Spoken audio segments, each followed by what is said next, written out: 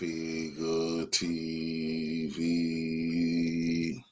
Revolutionary salute. Revolutionary salute. Like, share, subscribe. Welcome to the House of Revolution. You know I'm your humble host, the Yao Mean of Revolution. Will China nuke Japan? Trump is playing a dangerous game to distract us. Before we get into that, be sure to wipe your feet. That means hit the like button. You in the House of Revolution? Like, share, subscribe, support the platform, y'all. Well, this has been building up. And tonight I decided to make sure we look deep into this. Revolution is for breakfast, lunch, and dinner. I got some revolutionary dinner for y'all. Let's get into the content. Salute. Hello， 大家好，欢迎回到外媒看中国，我是安博 This is serious. With tensions heating up between China and Japan over Prime Minister Takaichi's recent comments suggesting Japan would defend Taiwan Island militarily if Beijing made a move towards reunification, some commentators on X are openly suggesting that China should attack Japan with nuclear weapons. As we all know, Japan is the only country ever to be attacked by a nuclear bomb, and it happened twice. But it was the United States who killed thousands of innocent Japanese civilians, and the US military continues to occupy that country to this day. But those warmongers salivating over the idea of China dropping a nuclear bomb on Japan will be disappointed. Today I'll explain why that will never happen. Let's go beyond the propaganda. This is Reports on China. I'm Andy Borham here in Shanghai. Let's get reporting.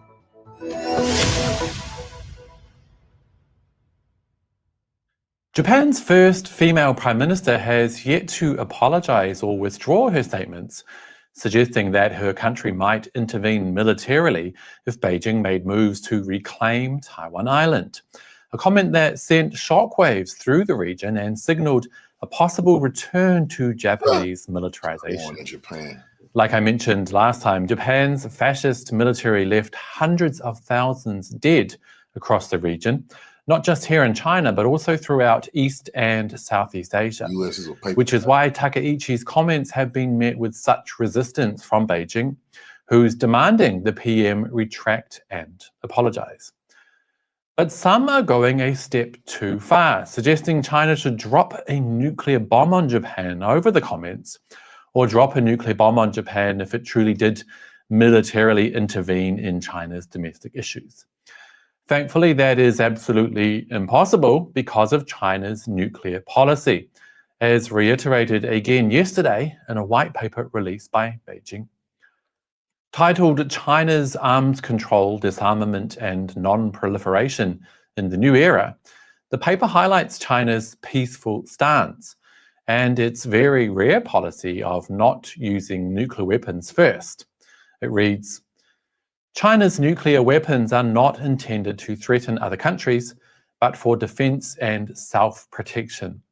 China has always committed to its policy of no first use of nuclear weapons. The paper continues. If the 5 nuclear weapon states, China, France, Russia, the UK, and the US, could reach a consensus on mutual no first use of nuclear weapons, it would be conducive to reducing strategic risks, avoiding nuclear arms races, and promoting global strategic balance and stability. On top of that, China also has a policy of never using nuclear weapons and never threatening to use nuclear weapons on non-nuclear powers. The paper reads, China maintains that all nuclear weapon states should undertake not to use or threaten to use nuclear weapons against non-nuclear weapon states under any circumstances. Since Japan does not have nuclear weapons, just that second clause alone is enough to ensure China will never use nuclear weapons on that country. The white paper was released during rising tensions in the region as Japan makes inflammatory comments and Taiwan signs a new US $40 billion deal to buy weapons from the United States. Another section of the paper urges Japan to thoroughly destroy the chemical weapons it abandoned in China during World War II. Now, during Japan's violent and deadly attacks on and occupation of different parts of China in the early to mid-20th century, The Japanese carried out a total of 1,791 attacks using chemical weapons, resulting in the deaths of over 200,000 Chinese. But after Japan was defeated, the Japanese abandoned a large amount of chemical weapons here in China, which have since led to the further deaths of some 2,000 Chinese due to poisoning and so on. China calls for Japan to honor its obligations and help China to find and clean up all of the contaminated sites left behind. The report reads, to date, the Japanese side has not yet provided comprehensive, detailed, and accurate information on the whereabouts of its abandoned chemical weapons. Hideous, right? Come on, Japan, it's time you sorted this out once and for all. The white paper is basically a pledge to the world that China and its military are for defense only, will never be targeted at other countries, and will hopefully never have to be used. The paper concludes, China stands ready to work with all peace-loving countries to build an equal and orderly multipolar world and promote universally beneficial and inclusive economic globalization. It will consolidate and develop the UN-centered international arms control regime, work with all parties to build a community with a shared future for humanity, and create a brighter future for all. Nice, sounds pretty good to me. If you want to read the full report, you can download it at the link below this video. And on that note, that will be it for today, you guys. But as always, I'd love to hear your thoughts. Did you know that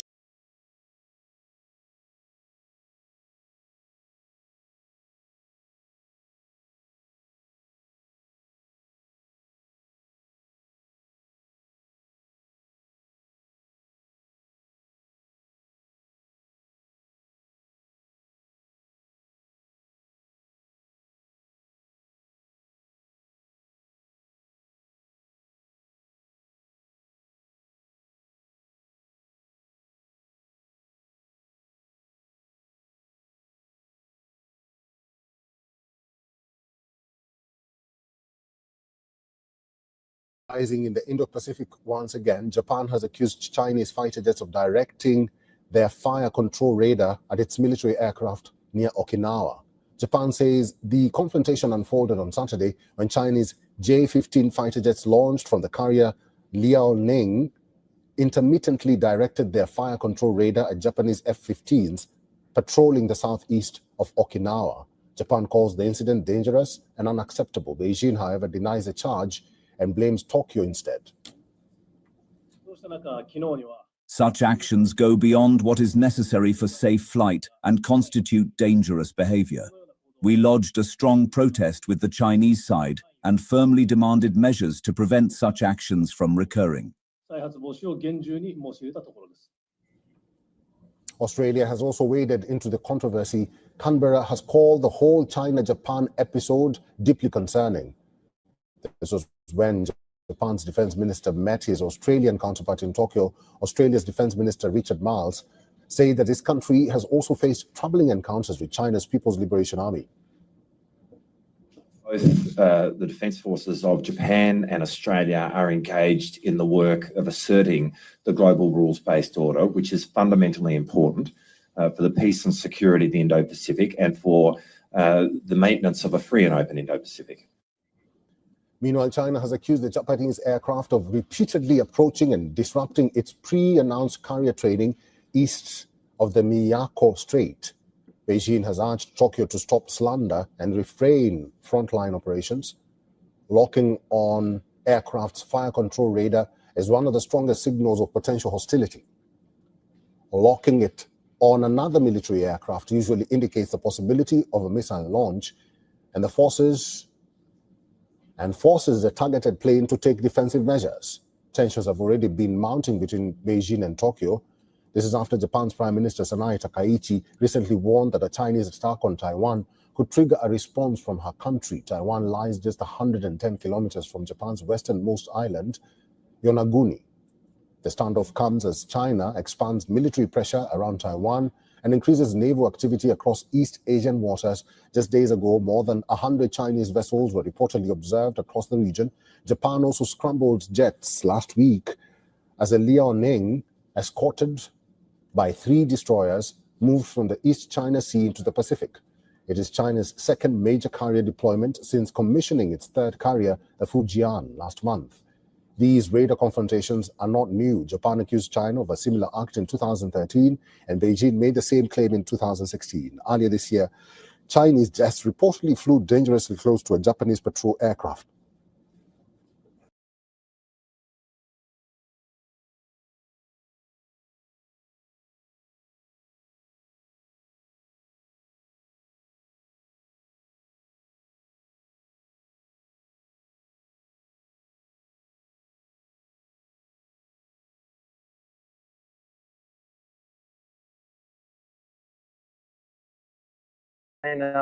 Tensions, because there is a lot to cover into this.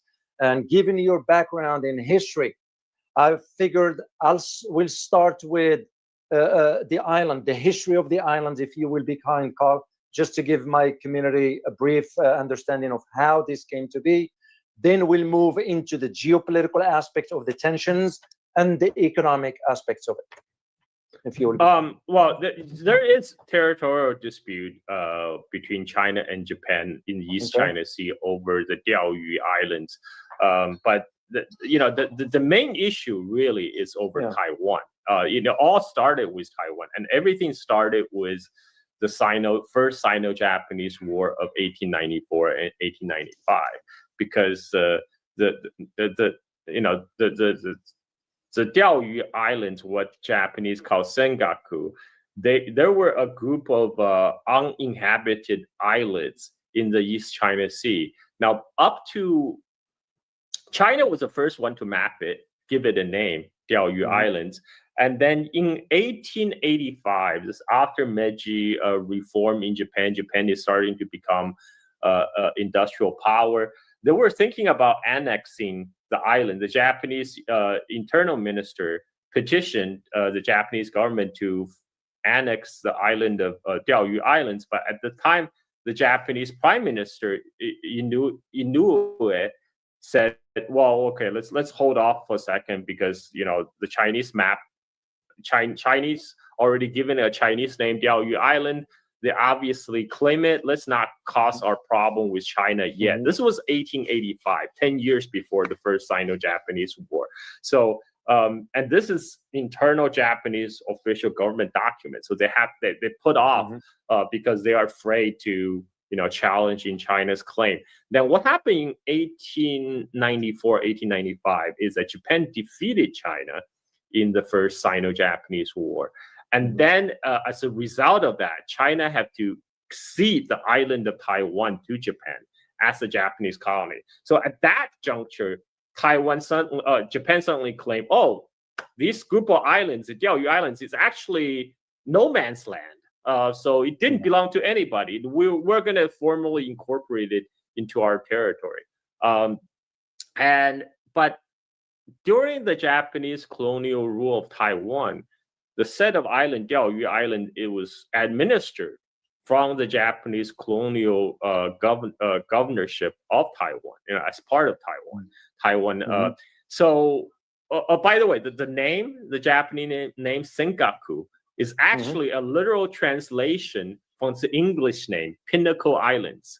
Sengaku is a Japanese for pinnacle. So that gives you an idea how that name originated, because the Chinese has named the island Diaoyu Islands for since before the Ming Dynasty. They put it on maps and everything, and so Japan they took the English name from the from the maps of Pinnacle Island, they translate it into Japanese and call it Sengaku. And now, as the settlement of World War II, Japan was supposed to give up Taiwan or all its surrounding islands back to China. Now, from China's perspective, that would have included the Diaoyu Islands. But what really happened was United States was actually in actual control of the islands. The U.S. Navy was using it as for target practice. And so this is something that was not challenged by the Chiang Kai-shek regime on Taiwan, because whatever, Chiang Kai-shek regime on Taiwan was a U.S. client state, so he didn't object to U.S. Occupation of the islands to use it for target practice. But what triggered this dispute was in 1971. So U.S. actually occupied the Okinawa island chain after World War II, and it was governed kind of under separately from Japan. And in 1971, there was a decision whether Okinawa should remain kind of under the as a U.S. colony, or should it be returned to Japan? Now, Okinawa itself, the Ryukyu island chain itself, also is actually tied to this dispute, because so Ryukyu is the Japanese pronunciation of Luchu, which is what the island called themselves. The Luchu island chain, they used to be an independent kingdom, and that has a very close diplomatic ties with China. It was part of the Chinese tributary system, and through the Ming and Qing dynasty, the Chinese emperors will routinely send envoys to the island to grant investiture, which is to officially confirm a new king of Luchu. And Luchu also, they concluded their own separate treaties with the United States when Commodore Perry sailed his black ship to East Asia. This is in the documents of U.S. Congress, and U.S. had treaties with the Kingdom of Luchu. So what happened is, after Meiji Restoration, Japan became an expansionist power.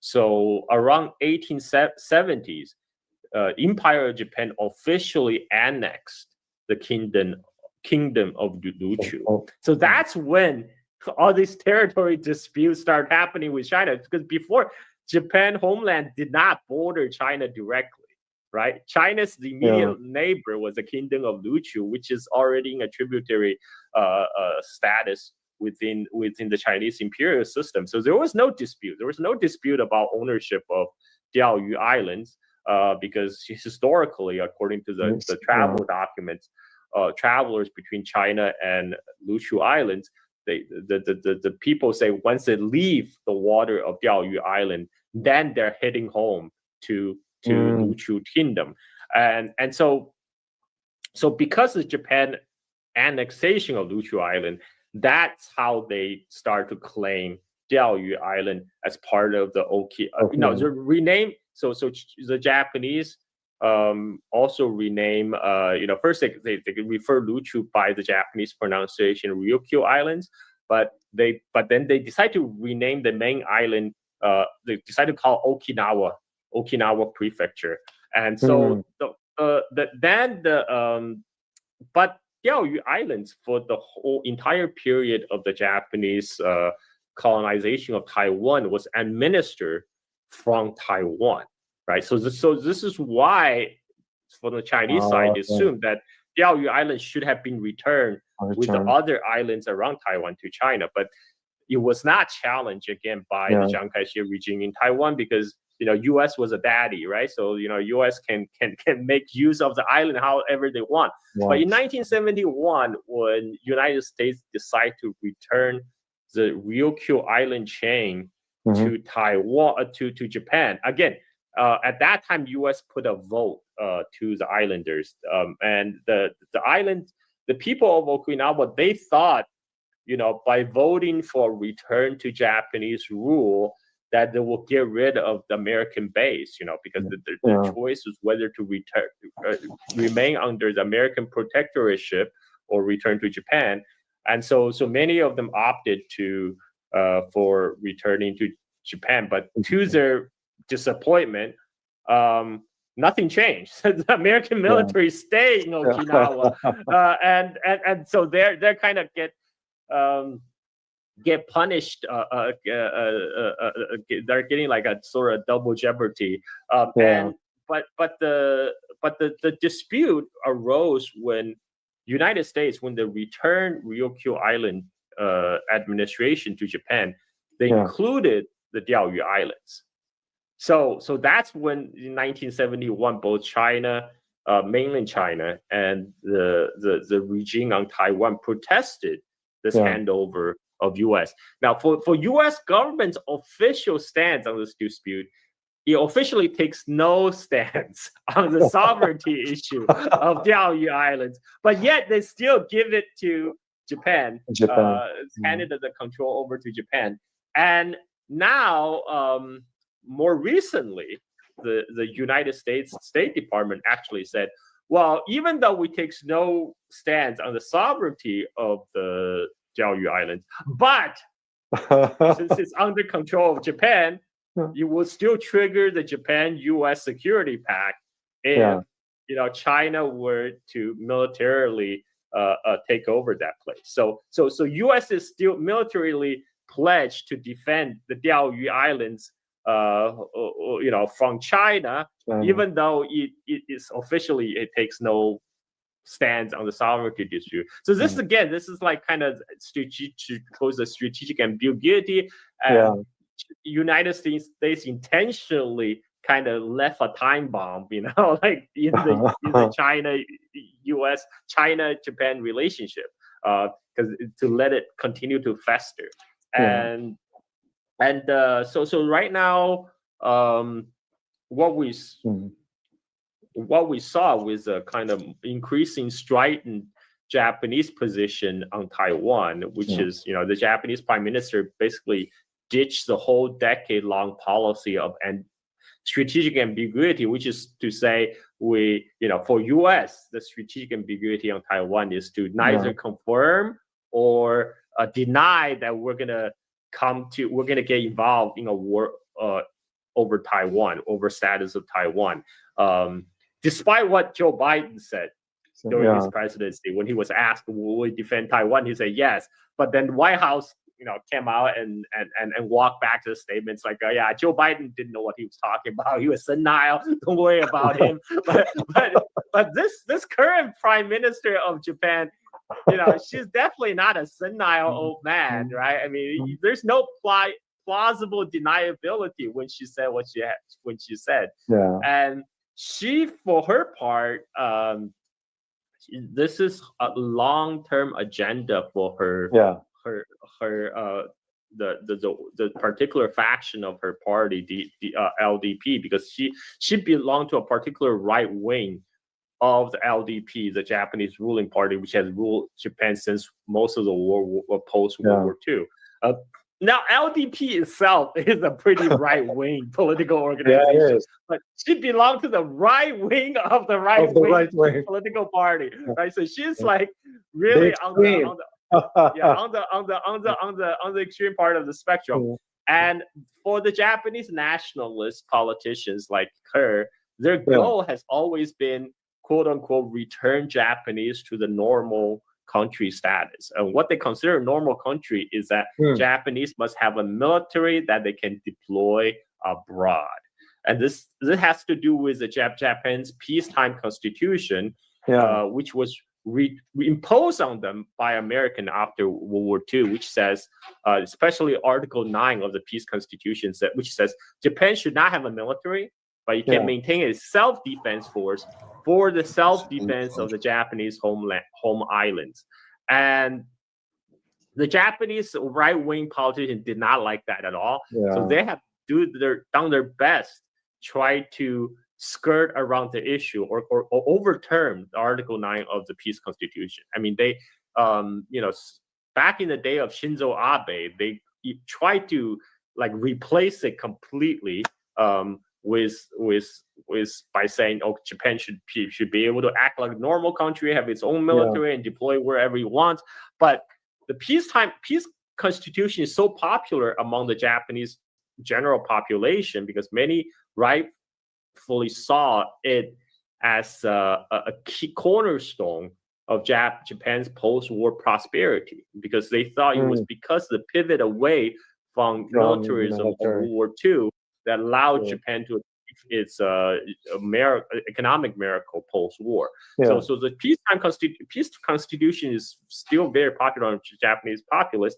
So the Shinzo Abe government decided, you know what, if we can't get rid of it, we'll just reinterpret it. We'll just reinterpret what it means. So they say, okay, well, yes, the idea is we have to maintain a self-defense force to defend Japan, but there will be some contingencies around the neighborhood of Japan that will threaten Japan's security. In that case, we should be allowed to deploy our territory. But even in that, like they were talking about Taiwan, but even back then they were very carefully not to explicitly spell out Taiwan. Even though that's what they meant. What they really meant was like, okay, if U.S. were to get involved in wars around Japan, as a U.S. ally, we're obligated to help. And that means we will have to send out our quote-unquote self-defense force to waters around Japan. But this current Prime Minister, Takaichi, she kind of dished away with all kind of pretense and said, okay, yeah, if something happens around Taiwan, that is this existential threat to Japan, which would necessitate us to get militarily involved. Now, what this made this sound especially grating to Chinese ear is because, even before World War II, from 1931 onwards, the Empire of Japan has used the exact same excuse, saying, "Oh, we're fighting for this is an existential issue for Japan. This is why we need to send our troops to China," right? I mean, like that was their justification for their war of aggression against China. And now, hear the same language, and the Japanese Prime Minister threatened to send their military to waters. What China consider its own territory. That's clearly unacceptable. And this is why there was such a big issue right now that's blowing up between China and Japan. China demands the Japanese Prime Minister to retract her statement. And now the Japanese government is trying to wiggle their way out of it, saying like, well, by not continue to make such statement, we're basically retracting. Like, no, that's not what retraction means. That's not what retract. They learned from the Americans. So this is why this dispute is ongoing between China and Japan. But I think there's some domestic reasons for the Japanese Prime Minister to do what she did. And that's because Japan is facing some serious economic headwind right now. The Japanese economy is quietly imploding. This is driving the Japanese interest rate up, which is going to have a huge repercussion around the rest of the world as well, because for decades, for many years, Japanese central bank has been printing a lot of money, and they're keeping the interest rate artificially low, almost zero. So then a lot of Wall Street types, they thought, oh, this is a perfect arbitrage opportunity. We can borrow tons of Japanese yen at almost no interest rate and invest it in American stocks or bonds, which yield higher returns, and we just eat the difference. It's free money, right? So this is called the yen carry trade, which involves tons of money, borrowing tons of Japanese yen and investing in American assets. But now with sudden spikes in the Japanese interest rate, all these people who borrow Japanese yen, many of them borrow with margins. And now suddenly they realize, oh crap, we owe more money than we borrow. So now they have to repay back with higher interest. So a lot of them will have to unwind this trade. That means they have to start selling the American stocks. They have to sell them the U.S. treasuries in order to pay back the amount of the loans, the Japanese yen they have loaned. So this is going to have a huge repercussion on the American asset market as well. But for Japan, things are not looking good. They're already been hurting under the Trump tariff. they're getting, because unlike China has a continental size economy. The export is really like a small percentage of the Chinese GDP now. For Japan, export is still a huge part of their GDP because their internal market is not big enough to absorb all of their production. So when U.S. slapped the tariff on Japanese automakers, that is an existential issue, and Japanese economy is under all kind of pressure, and this is why I think the Japanese Prime Minister, want to distract his public from the very, very real economic implosion that's facing by the Japanese economy right now. And at the same time, she also is fulfilling the promise to her more extreme right supporters, like, hey, I can be tough on China. Look at me. I'm dishing away all the strategic ambiguity. I'm telling them we're going to deploy the Japanese military to the water of Taiwan.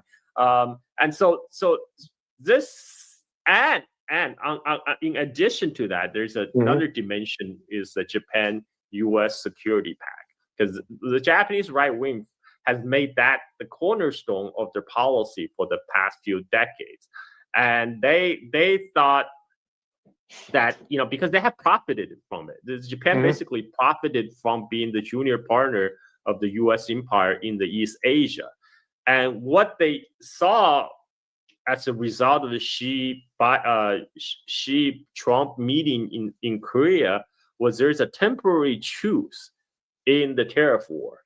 And they're reading the leaves to see which way the wind blows, and it looks like U.S. is doing a temporary pivot from a direct confrontation with China to consolidate its grips on power elsewhere, like Latin America or Africa. Right. This is why Trump is talking about is now concentrating on Venezuela. Now they're talking about Christian genocide in Nigeria, that they're gonna possibly do a military intervention. And for Japan, that's particularly the Japanese right-wing politician, that's bad news. If the U.S. leaves, they will be the one holding the bag to face the resurgent China. They don't want that. So this is a way to create a crisis in order to drag United States back. So force these Western politicians come out and to say, oh, we're in solidarity with Japan. We stand in support of Japan against China. Right. This is under this kind of backdrop. Trump now gives a call to Takaichi, and which, according to Wall Street Journal, depending on how much you believe the Wall Street Journal reporting nowadays, is that Trump told Takaichi to calm the F down, right? To chill out. And I think that is kind of the my reading of the whole ruckus. But I think this is in a way, what Japan is doing is not that dissimilar from what the Europe is doing. When the European leaders claiming, oh, you know what, if the U.S. is going to wrap up the Ukraine war, no problem. We're going to do it alone. We're going to carry on the burden of supplying Ukraine. I mean, which is preposterous. Nobody believes that. But what they're really trying to do is try to prolong the crisis, trying to drag United States back in. They don't want the U.S. to leave, so they're the ones holding the bag, end up holding the bag. So I think that's what's going on with Japan. Well, I'm glad you addressed the historical aspect, Carl, of the Diaoyu Islands, because a lot of people do not know the background story of this. I had it on a good authority, and I read some.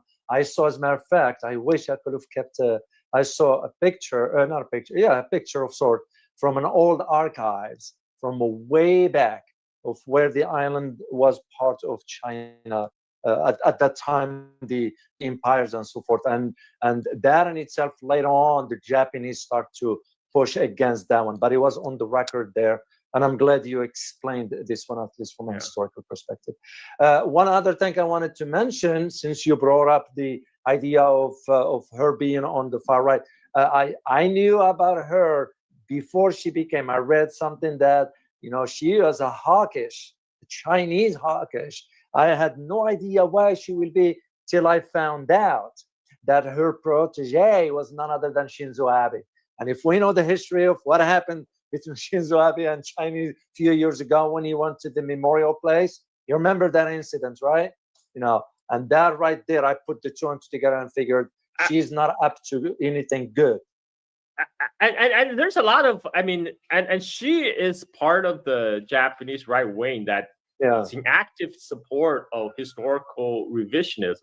Because recently Takaichi visited Malaysia, right? And first she went to pay respect to a cemetery of the Japanese soldiers fallen in the Malaya campaign in Malaysia.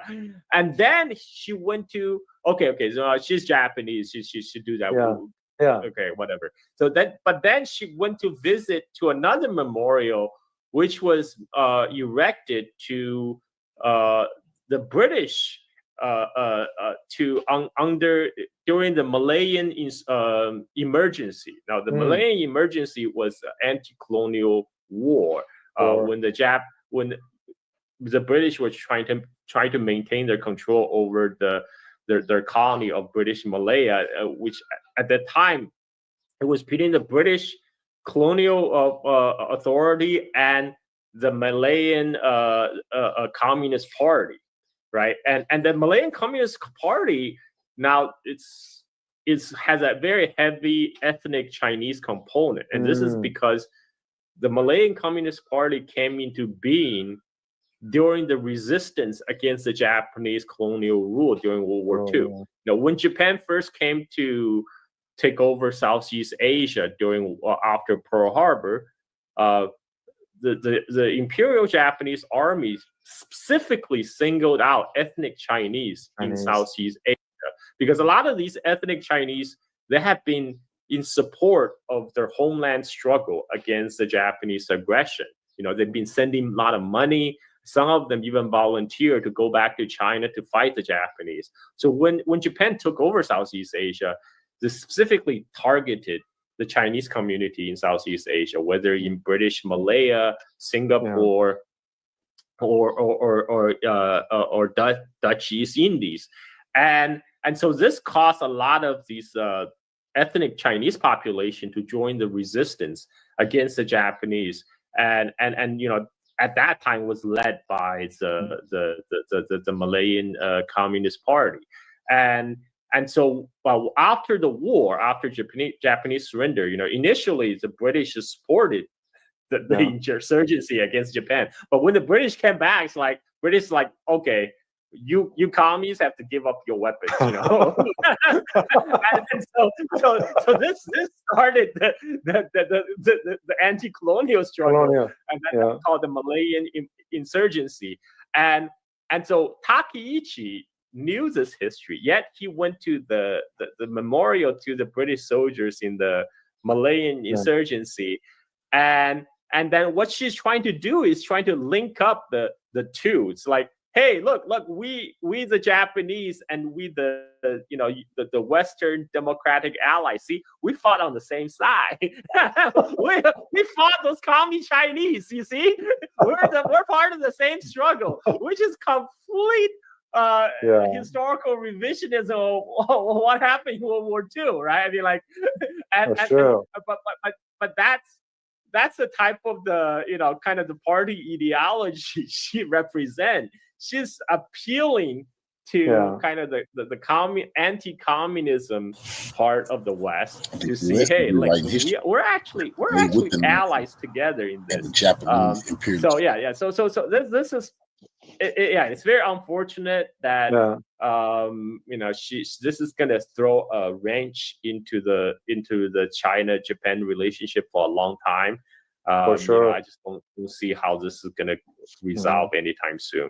For sure. I mean, to me, Carl, it shows literally lack of diplomatic maturity.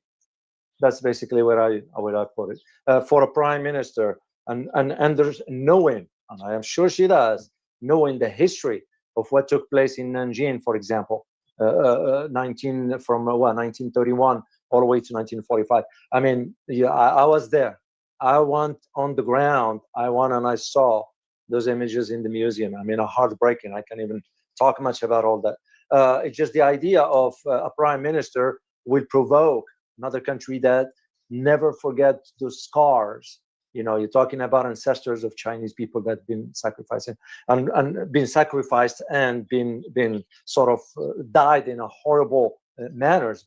And just for her to come and say that way, that's just to me. Let alone when you look at the history of Japanese prime ministers, none of them, to my knowledge, none of them ever crossed that red line publicly. Never, to my knowledge. Shinzo Abe did what he did with the memorial visits and so forth. I want to tackle one aspect of this beside the geopolitical aspects, because we're going to talk about the Chinese response from the bigger picture, and we'll get into that. For now, I wanted to ask, from an economic perspective, did this Prime Minister, Sani Takashi, did she think about the economic consequences, knowing, for example, and I'll give the example of rare earth elements. Japan doesn't produce rare earth elements. Japan doesn't process rare earth elements. And it has an electronic capacity production, which needs access to rare earth elements. Chinese is going to cut off that. That's it. Why they didn't think in terms of an economic implications of such provocation, in your opinion? Well, I don't think these politicians really care about economics. Yeah. I mean, why did Trump launch the trade war, right? I mean, like that. Right. Right.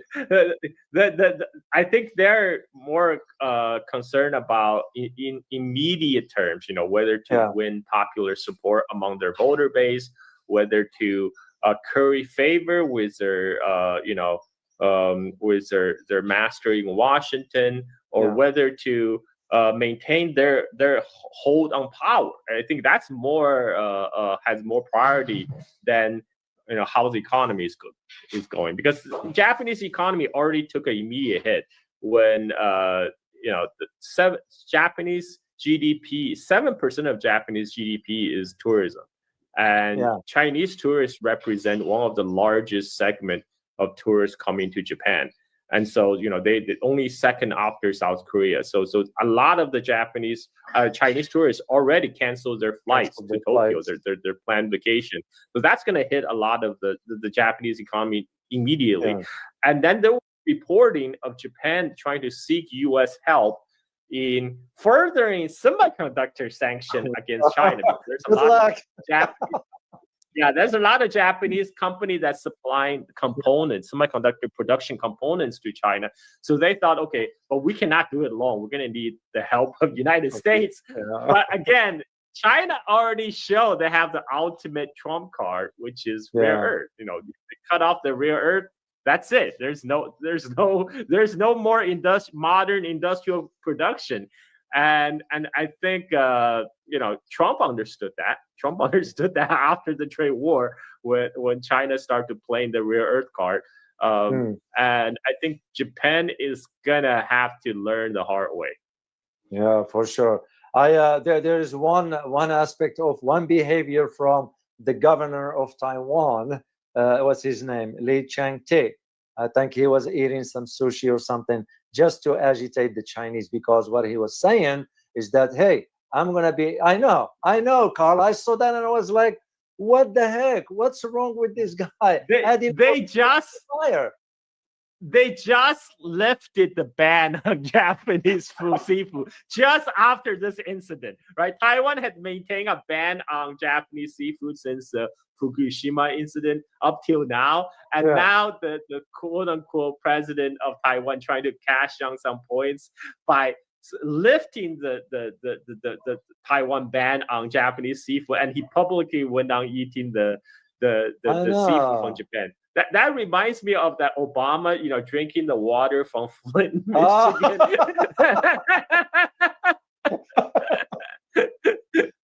That's a good one. Yes, Obama did. Yeah, I remember that.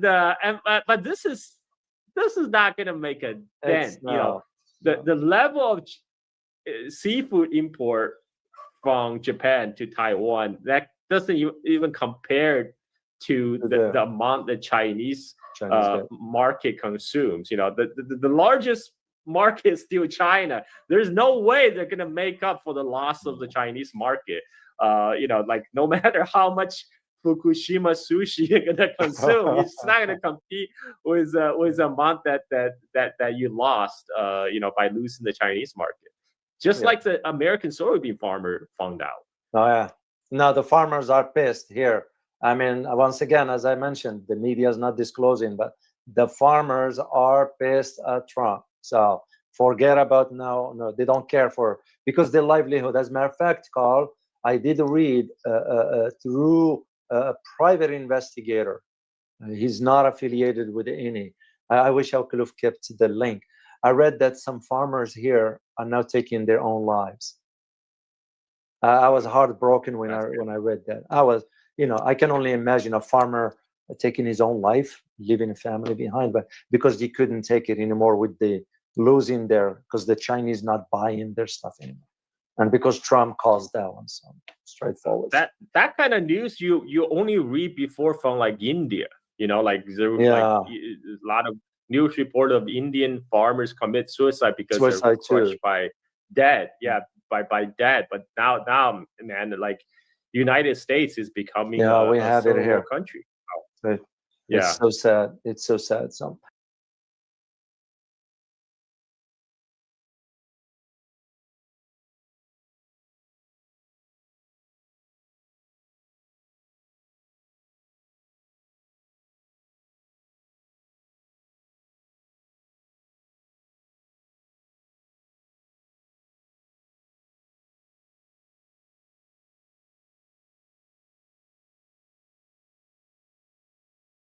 Ichi had every reason to believe that US President Trump would be a key ally in the face of China pushing its weight around in the region.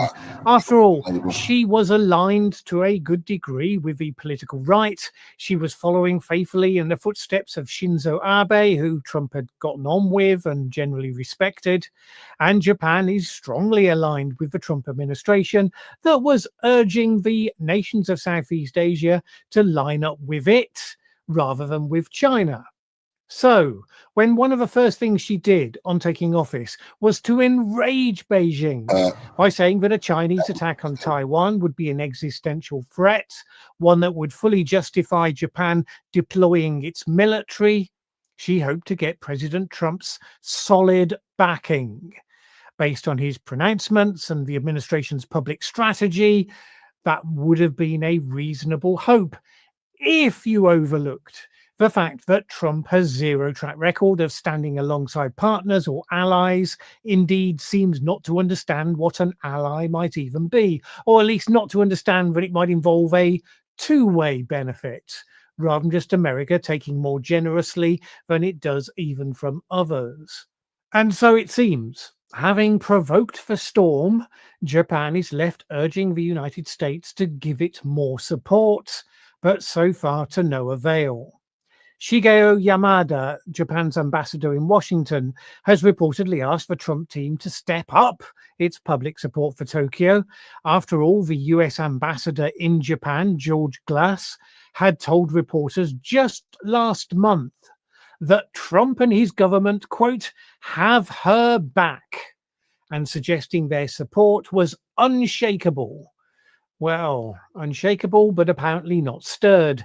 China has been hitting Japan with economic retaliation, such as banning the import of Japanese seafood and threatening more to come. This weekend, Japan reported that Chinese warplanes had locked their radars onto Japanese fighter jets southeast of Okinawa, an extremely provocative move for obvious reasons.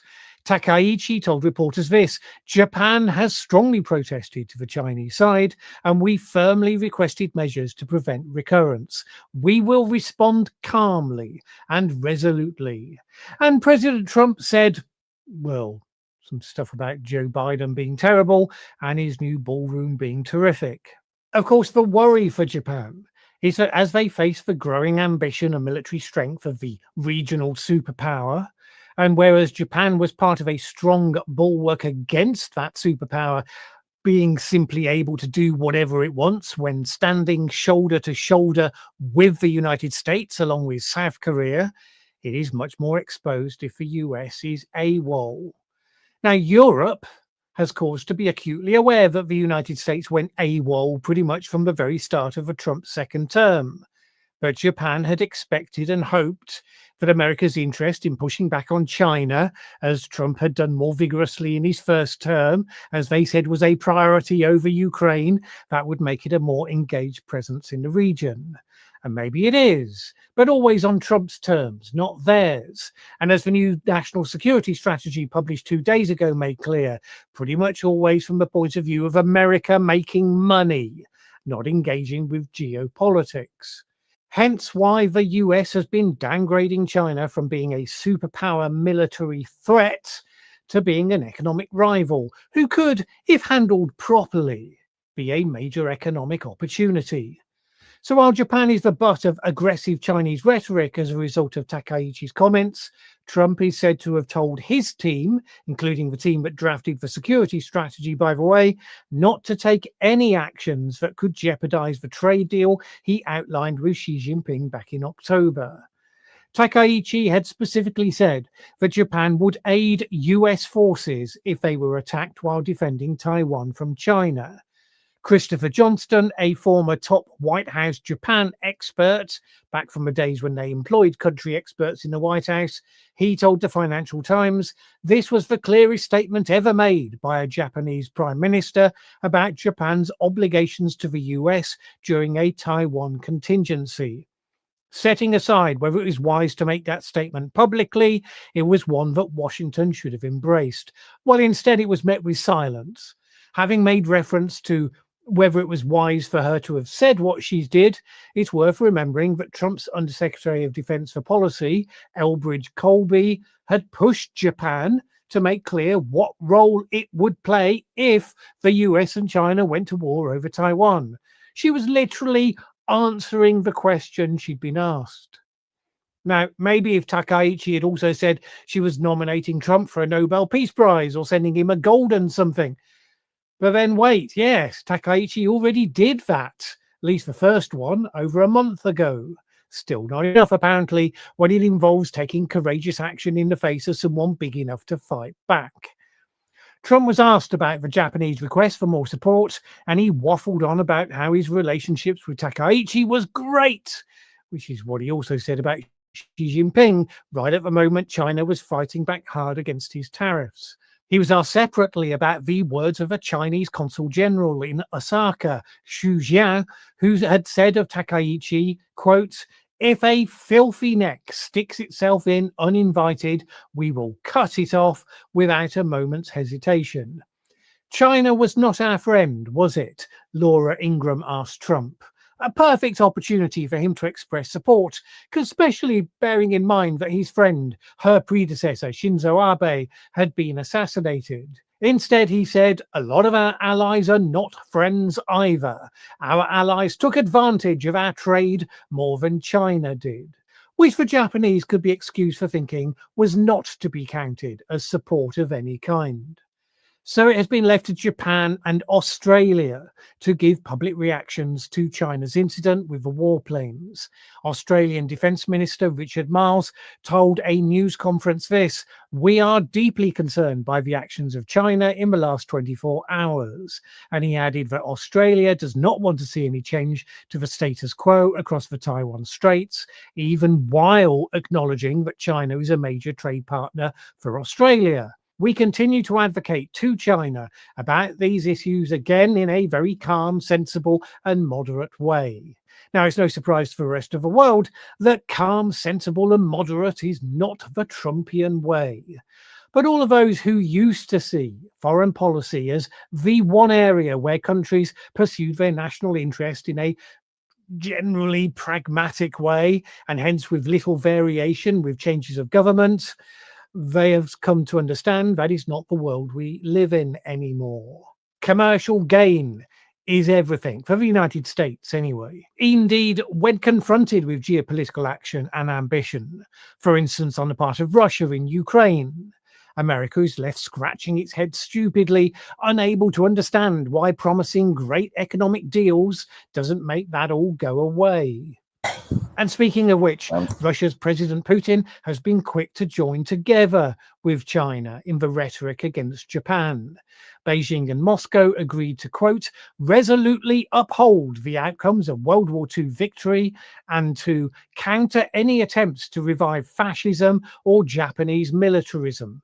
Ah, yes, Russia calling other people fascists and Nazis. Where have we heard that before? And as justification for what? Meanwhile, Trump's dismal commercialism with China seems to be not exactly bringing great dividends. Exports from China to the United States have dropped by 26% this year, but that has been compensated for China by trade volumes significantly increasing to Southeast Asian countries, 29% to Indonesia, 23% up to Vietnam, also 19% up to India. If Trump's aim was to turn China into a lucrative trade partner for itself rather than a geopolitical rival, well, let's just say the approach taken so far isn't exactly delivering the goods, literally. But the mere fact that it seems to be Trump's top priority is enough to get Japan looking warily at its immediate neighborhood, informed as it now is by the deafening silence at best from the United States, and to be concerned about how this is going to play out for it in the short to medium term. It turns out that being relatively MAGA friendly and nominating Trump for a Nobel Peace Prize, those are no longer enough on their own to turn him into anything that you might recognize as a reliable ally. Who knew, apart from the rest of the world?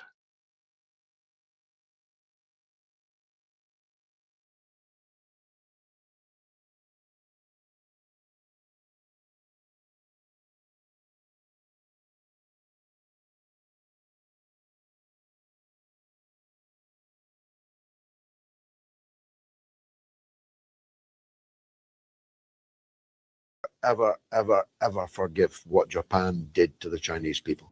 In terms of scale, Japanese atrocities spread across multiple countries. We didn't have just one Gaza. We had a Korea, we had a Manchuria, we had a Nanjing, we had a Manila. Japan, the Israel of East Asia? No, my friend. If you look up Unit 731 and learn about the cruelty of the Japanese military, you might even end up thinking Israel was much better by comparison. You've probably heard this online a lot. Japan is the Israel of Asia. Well, technically, it's East Asia, but I get the idea. You've seen this comparison everywhere, but it's not just wrong, it's dangerous because it minimizes one of the most brutal campaigns of violence in human history. 20 million dead, 300,000 massacred in 6 weeks. Human experimentation on a scale that makes Nazi Germany look restrained, and zero accountability. Japan isn't the Israel of East Asia. The data shows it's infinitely worse. Let's get into it. I think that Japan is walking on extremely thin ice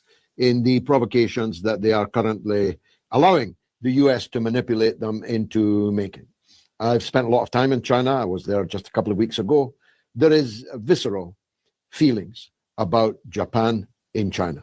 Of all of the countries of the world, China will never, ever forgive what Japan did to the Chinese people.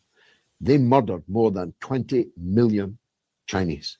The war, which for us started in 1939 and for you started considerably further on than that, Japan invaded China in 1931 and didn't leave until their defeat in 1945. They further invaded other parts of China in 1936, and they killed 20 million Chinese people. George hits the nail on the head. There is a visceral feeling about Japan and China, and it's not going away. He says Japan murdered more than 20 million Chinese people. Professor R.J. Rummel, a scholar of democide, that's murder by government, estimated that from 1937 to 1945, the Japanese military regime murdered between 3 and 10 million people, with a probable figure of almost 6 million Chinese, Indonesians, Koreans, Filipinos, and others. This wasn't just war. It was a policy of extermination. Let's check out some comments. China is very happy if Japan won a war so that China can settle the old scores. Not only China, the whole world. Chinese will never forget and never forgive Japanese. Just like me from Asia. US uses Ukraine to test Russian strength, and it has found out it is very powerful. Now US wants to test China too. I've been seeing this comparison in my comment section a lot recently, and I completely agree with the sentiments. However, we should be very careful about making these kinds of comparisons in a way that would minimize the actual heinous war atrocities committed by the Japanese Imperial Army. Like, not to quote Zori Gilmore herself, but don't use other G-sides to describe this one. Because I can understand that what Japan and Is Not Real is doing is basically the same thing in different fonts, but it's important to acknowledge those differences, and we shouldn't let these comparisons overshadow what Japan actually did. First of all, the I word is a puppet state for the West. The I word was created by the West to legitimize their involvement in that area. The West has a special interest in that region, like oil, I would presume. But Japan during World War II was not a puppet state of the US. In fact, Japan got into imperialism as an appeal to whiteness. Japan worked hard at modernization and westernization so that they could sit at the same table as white leaders. Japan wanted to be the leaders of Asia, and they wanted to show that they could be one of the big guys. When Perry started knocking on all of our doors, Japan was the one who wanted to assimilate first. China and Korea rejected any ounce of Western culture infiltrating their countries. Meanwhile, I-word can do whatever they want. They don't need anyone's approval to continue doing what they're doing. Second of all, the G-side happening in Gaza is extremely densely concentrated. In terms of scale, Japanese atrocities spread across multiple countries. We didn't have just one Gaza. We had a Korea, we had a Manchuria, we had a Nanjing, we had a Manila. We also need to think about Taiwan, Okinawan people, Ainu people, Indonesian people, etc., etc. The list goes on and on. I'm not saying this to minimize what's currently going on, but I'm trying to emphasize just how many victims Japan created. I think this comparison between the I-word and Japan is fitting in the sense that the injustices of the past are very much connected to the injustices of today. We shouldn't let these comparisons make us forget that the victims of the Japanese imperial government have their own unique experiences with suffering, and that's valid.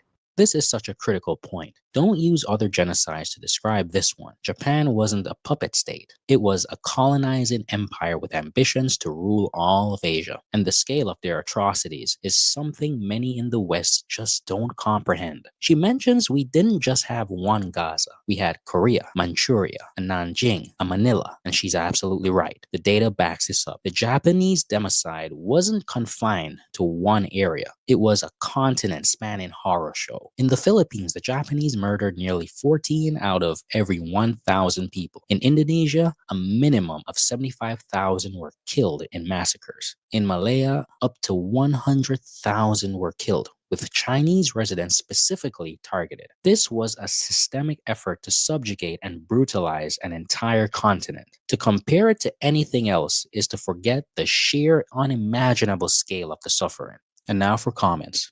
Hi, I'm from Malaysia, and I really love your videos. I was also really shocked when I started learning about our history during Japan's invasion, and it was arguably worse than the British, which was insane to me. Japan made Germany look like saints. Japan is the England of Asia. Japan, the Israel of East Asia? No, my friend. If you look up Unit 731 and learn about the cruelty of the Japanese military, you might even end up thinking Israel was much better by comparison. In history, Japan repeatedly gambled with the lives of tens of millions of people by wars. In 663, Japan launched the Battle of Beacon and invaded Korea. In 1592 and 1597, Japan invaded Korea twice, planning to capture Beijing in 3 months and then use China as a springboard to attack India, seeking to build an Asian hegemony. The then China's Ming Dynasty sent reinforcements and Japan failed when its supply lines collapsed. In 1874, Japan shelled Korea's Ganghwa Island and forced Korea to sign the Treaty of Ganghwa. In 1894, Japan, then with a population of only 41 million, invaded China, which had a population of 430 million. Again, Japan first invaded Korea, then China, and then aimed at all of Asia. It destroyed the China's Qing dynasty's weakened Beiyang fleet, forced China to sign the Treaty of Shimonoseki, occupied the Liaodong Peninsula and Taiwan Province, and extracted 230 million taels of silver, roughly equal to about $2 trillion today. This time, Japan won its gamble. In 1904, for dominance over northeast China and Korea, Japan challenged the Russian Empire in the Far East. Japan suffered 140,000 casualties, but gained rights to the South Manchuria Railway, technically a small victory. In 1910, Japan annexed Korea, another victory. From 1931 to 1945, after 3 earlier successful gambles, Japan's ambitions grew. Believing China was big but weak and could be defeated in 3 months, Japan once again gambled everything and invaded China again. The 14 years war of aggression caused 35 million Chinese casualties. In the city of Nanjing alone, Japan massacred 300,000 people in merely 6 weeks. Compared with the brutality of the Japanese army, even demons would look like angels. In 1941, because China's resistance drained Japan's resources and US-UK embargoes, Japan once again tried another desperate gamble. Without declaring war, it attacked Pearl Harbor and sank the US main battleships. In 1942, it bombed Australia, trying to cut off supply lines between the US and Australia. Australia fought bravely, and Japan suffered a defeat there.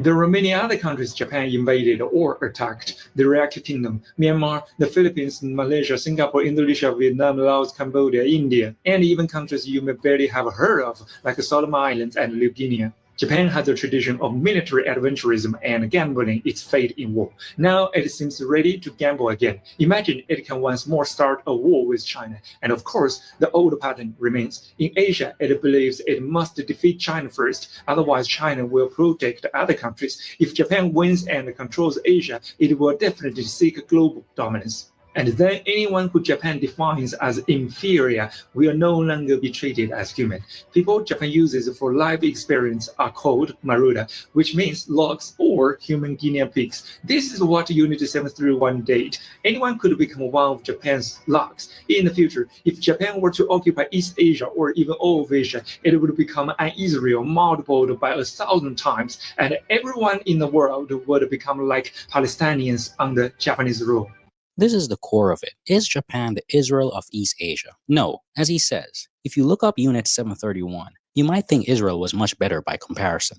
And he's not wrong. Unit 731 was a covert biological and chemical warfare research unit of the Imperial Japanese Army. What they did there is the stuff of nightmares. They performed vivisections on living people without anesthesia. They infected prisoners with diseases like the plague and cholera to study their effects. They amputated limbs to study blood loss. They used people as human targets for grenades and flamethrowers. The victims, who included children, were called maruta, or logs. And the death toll? Estimates suggest that Unit 731 activities, including biological warfare attacks on Chinese cities, caused anywhere from 200,000 to 300,000 deaths. There are no documented survivors of these experiments. And then there's a Nanjing massacre. In just 6 weeks in 1937, Japanese troops murdered an estimated 300,000 civilians and unarmed soldiers. They held killing contests. They raped an estimated 20 to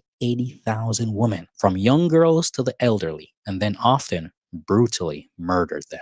This is a level of barbarity that is almost without parallel. And unlike Germany, Japan has never truly reckoned with its past. High-ranking officials still visit the Yasukuni Shrine, which honors convicted war criminals. Their textbooks whitewash their history, and they deny that these atrocities even happened. And now comments. Japan, an already declining country struggling with severe demographic issues and a stagnating economy, now provoking China, which is the last thing they should be doing right now. I genuinely feel bad for the people of Japan. She needs to step down ASAP. Psychologically speaking, Japan's behavior today is primarily a result of its resentment towards China's rise. In comparison, Japan has no future. Yeah, can't ignore what Japan has done in history. So is Japan the Israel of East Asia? No. It's an insult to the victims to even make the comparison. The scale, the brutality, and the sheer sadism of Japan's imperial conquest are in a category of their own. And China will never, ever forget. They can't, because the perpetrators were never truly brought to justice. The empire was never dismantled. It just got a new coat of paint. And now, as Japan rearms and gets more aggressive in the region, China sees the ghost of the past rising again. This isn't ancient history. This is living memory. And ignoring it or minimizing it, it's a dangerous mistake. Japan is not the Israel of East Asia. It's something far, far worse. What do you think? Do you know the full extent of Japan's war crimes? Let me know in the comments below. And if you learned something today, make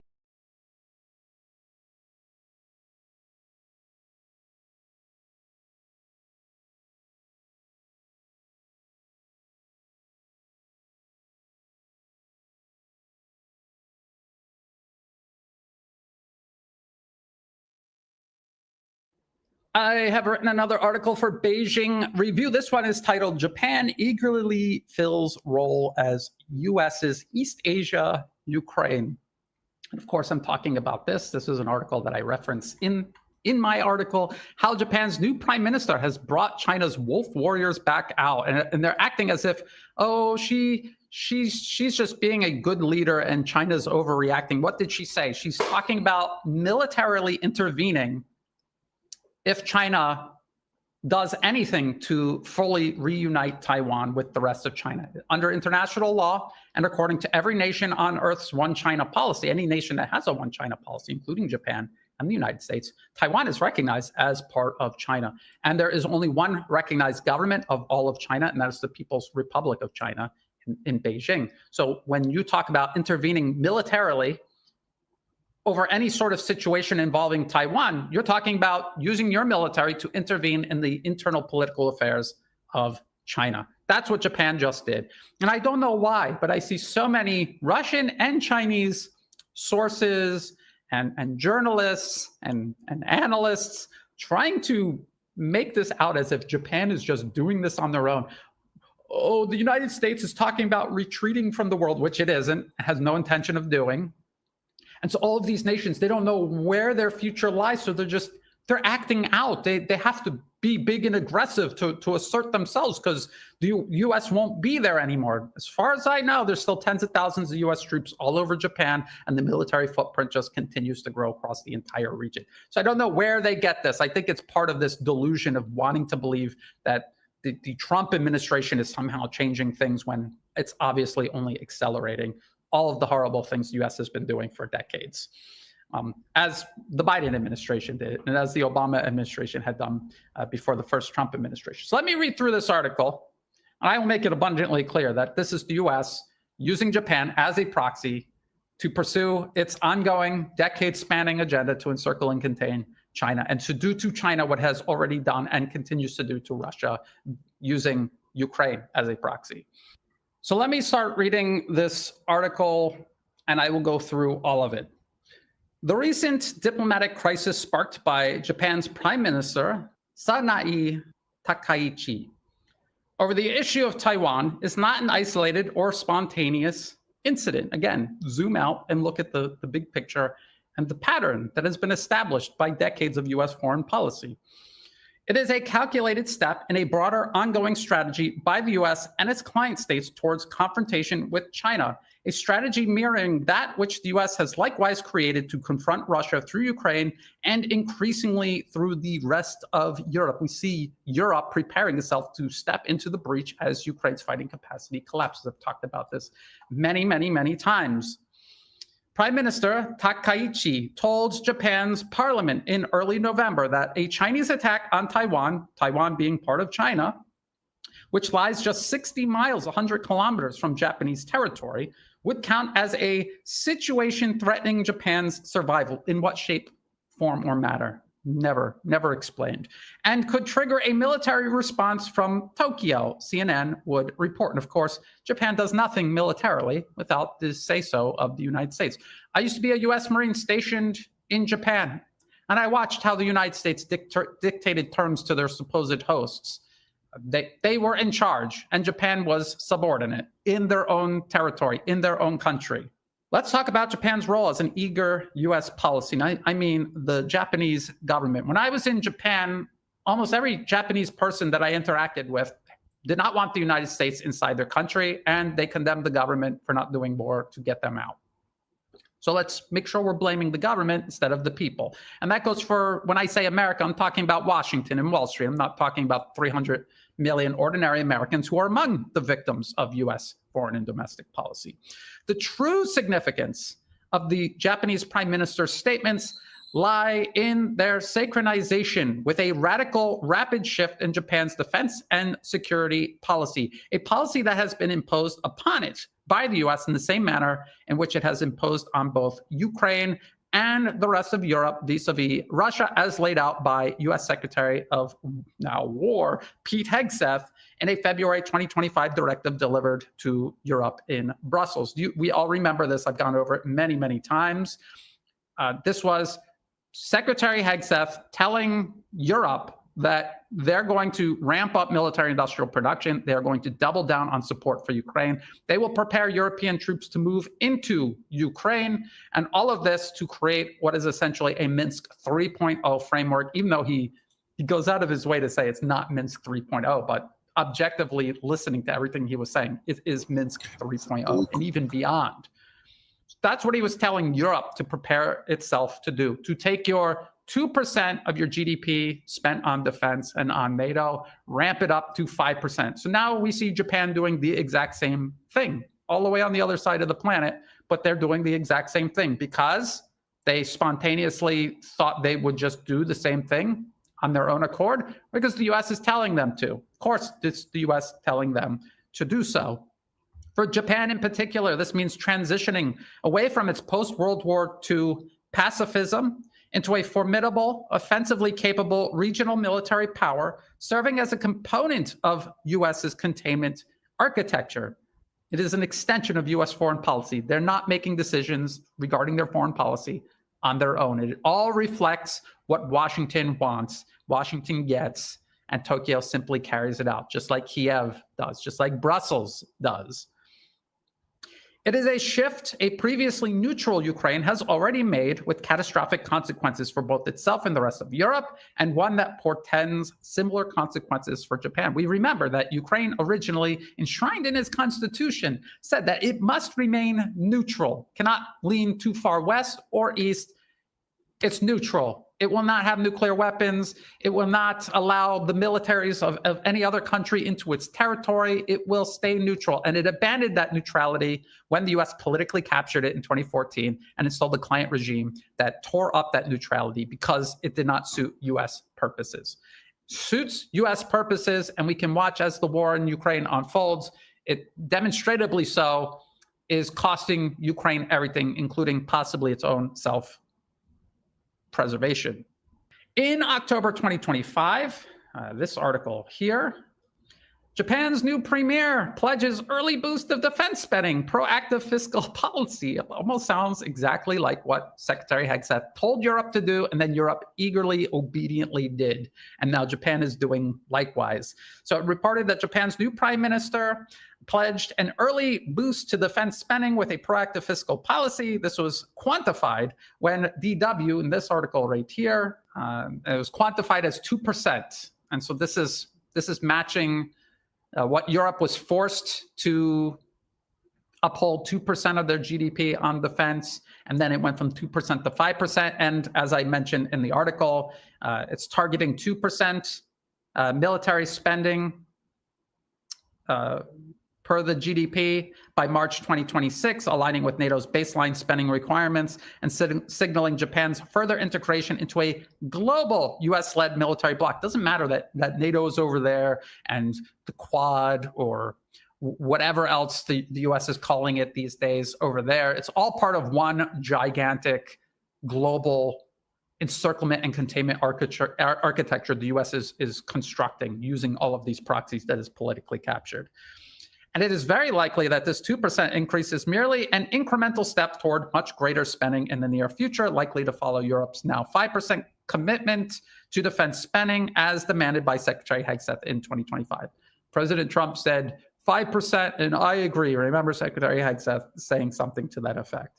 And that's what Japan will do. They cannot go from where they are now to 5% because there will be public backlash. But if they do it 2% and they back it up with, these provocative actions that are supposed to provoke China and then rile up any nationalist sentiment in Japan, that will help them justify 2%. And then they'll come up with another provocation and pretext to justify 5%, which is exactly how Europe is selling it to their population. Oh, the US is going to abandon us to Russia. We have to raise it to 5%. And people, at least some people, go along with it. I don't know how long they can get away with that, but that's how they're doing it. That's this whole theater about some sort of split between the US and Europe. There is no split. The US politically captured the European Union decades ago. It runs their foreign policy. Their foreign policy clearly serves the US at the expense of their own interests. Look at Europe.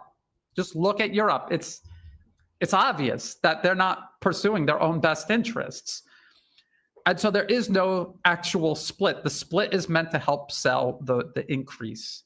When you go from 2% of your GDP to 5% of your GDP, you have to take public spending and direct it towards spending on America, its proxy wars, and this containment architecture that it's building. And people will be upset about that. So you have to upset people to be able to justify it, scare them to justify it. Japan is also shifting its views on nuclear weapons. Reuters would report that the Japanese prime minister might seek to revise a ban on the entry of such weapons into its territory.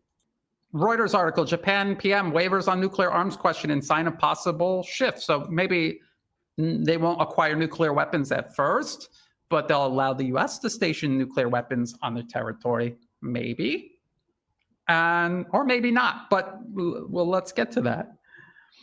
This again reflects similar rhetoric from Ukrainian President Volodymyr Zelensky during the 2022 Munich Security Conference. This was before Russia began its special military operation, in which he threatened to void the Budapest Memorandum, which includes prohibitions on Ukraine acquiring nuclear weapons. So by saying, I'm going to scrap the Budapest Memorandum, you're implying that you're also going to scrap any restriction on acquiring nuclear weapons. So this just added to the provocations of Russia and further forced Russia's hand to intervene in Ukraine. Before this threat ran out of control to a scale where Russia would not be able to react and use its military power to neutralize. And you can see, even as they acted earlier rather than later, we're now 4 years on and the war is still raging.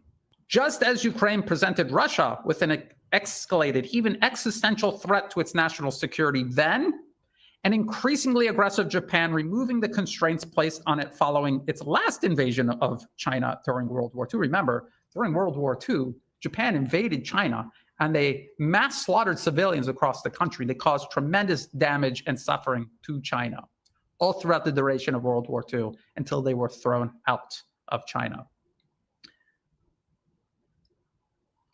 So this most recent provocation and these threats regarding nuclear weapons, this presents an escalating, even existential threat to China's national security today, just like Ukraine deliberately did so to Russia ahead of the special military operation. That is what Japan is now trying to do to China. And who is behind this? Who is going to ultimately benefit from this? Japan? No, not by any stretch of the imagination. They are already demonstrably suffering because of their subordination to the US and their inability to take a more natural course of action regarding China, which would be to cooperate with it. It's already its largest trade partner. In certain regards, China is their largest trade partner, and yet they've taken this belligerent stance towards China. And they are giving up peace and prosperity to do so. How does that serve their best interests? It doesn't. It only serves Washington's interests. With the US imposing similar policy on the Philippines, South Korea, and even on the island province of Taiwan, a united front against China is taking shape, analogous to what the US has shaped NATO into and is using it for today against Russia. You don't need to have an official treaty organization in the Asia-Pacific region to stitch all of these captured client regimes together and use them against China. The US is already doing it. Let's talk about extending Russia, extending China. I've talked about this very often. The 2019 RAND Corporation paper, Extending Russia, Competing from Advantageous Ground. All of these measures, economic, and geopolitical, all based on strangling Russia's economy, all based on fighting Russia by proxy all along its periphery, not in any one specific point, but many points all along its periphery to stretch it out, overextend it, and hopefully collapse it. Japan's increasingly aggressive posture fits into a much wider U.S. strategy for the region, just as Ukraine's abandonment of neutrality served a much wider U.S. strategy in Europe, again, at the complete cost of Ukraine's own interests. Remember that, and Europe's interests, for a matter of fact.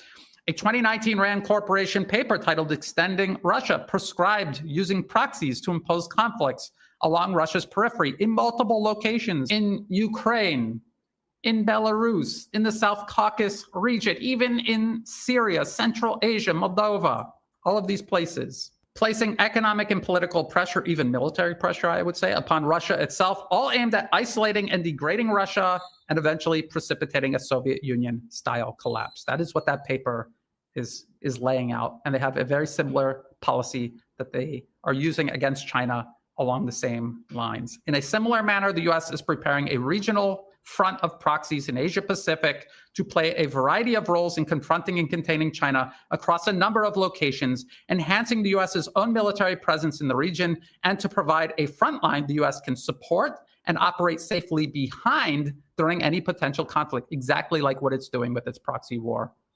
against Russia in Ukraine. The US is essentially waging war against Russia. It's just doing it through Ukraine. It is using its own assets safely behind the front lines to support everything that it is doing through Ukraine to Russia. And it is planning to do the exact same thing here in the Asia-Pacific region to China. In the 2018 Naval College paper, A Maritime Oil Blockade Against China, a plan is laid out to interdict China's energy imports at vital choke points beyond the reach of most of China's military capabilities. I've already done a video on this. This is the paper. Again, the link will be in the video description below. And if you scroll down, you will find a map right here. And they're showing the choke points. And if you, this was back in 2018. Today, you can see the US building up its military in most, if not all of these areas. They've shaped the US Marine Corps to rapidly deploy to areas where they might not right now have access to, but during a conflict, they may force, say, Indonesia to allow the US Marine Corps to move to these areas and then impose these areas as choke points to Chinese maritime shipping. And of course, I've also in a previous article and video, I talked about how China is using the Belt and Road Initiative, a pipeline going through Myanmar, how they have terrorists in Myanmar attacking it.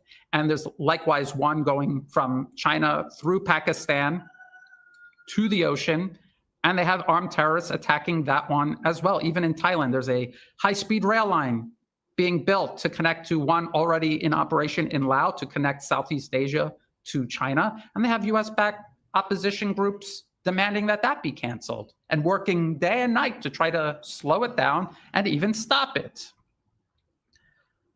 So this paper, A Maritime Oil Blockade Against China, again, published in 2018, they were talking all about all of the problems to imposing this blockade. And people think, well, there's too many problems. They can't do it. So that's that. No, from 2018 till now, they have gone through every single obstacle and they have found ways to overcome them.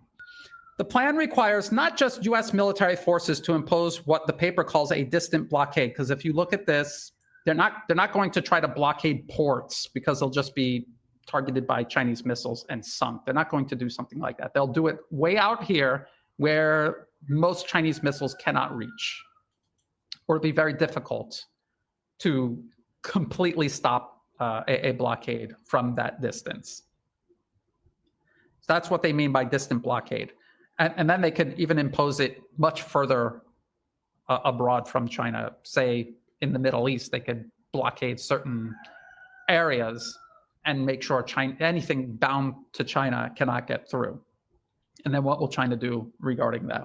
Almost nothing they can do about that, not right now.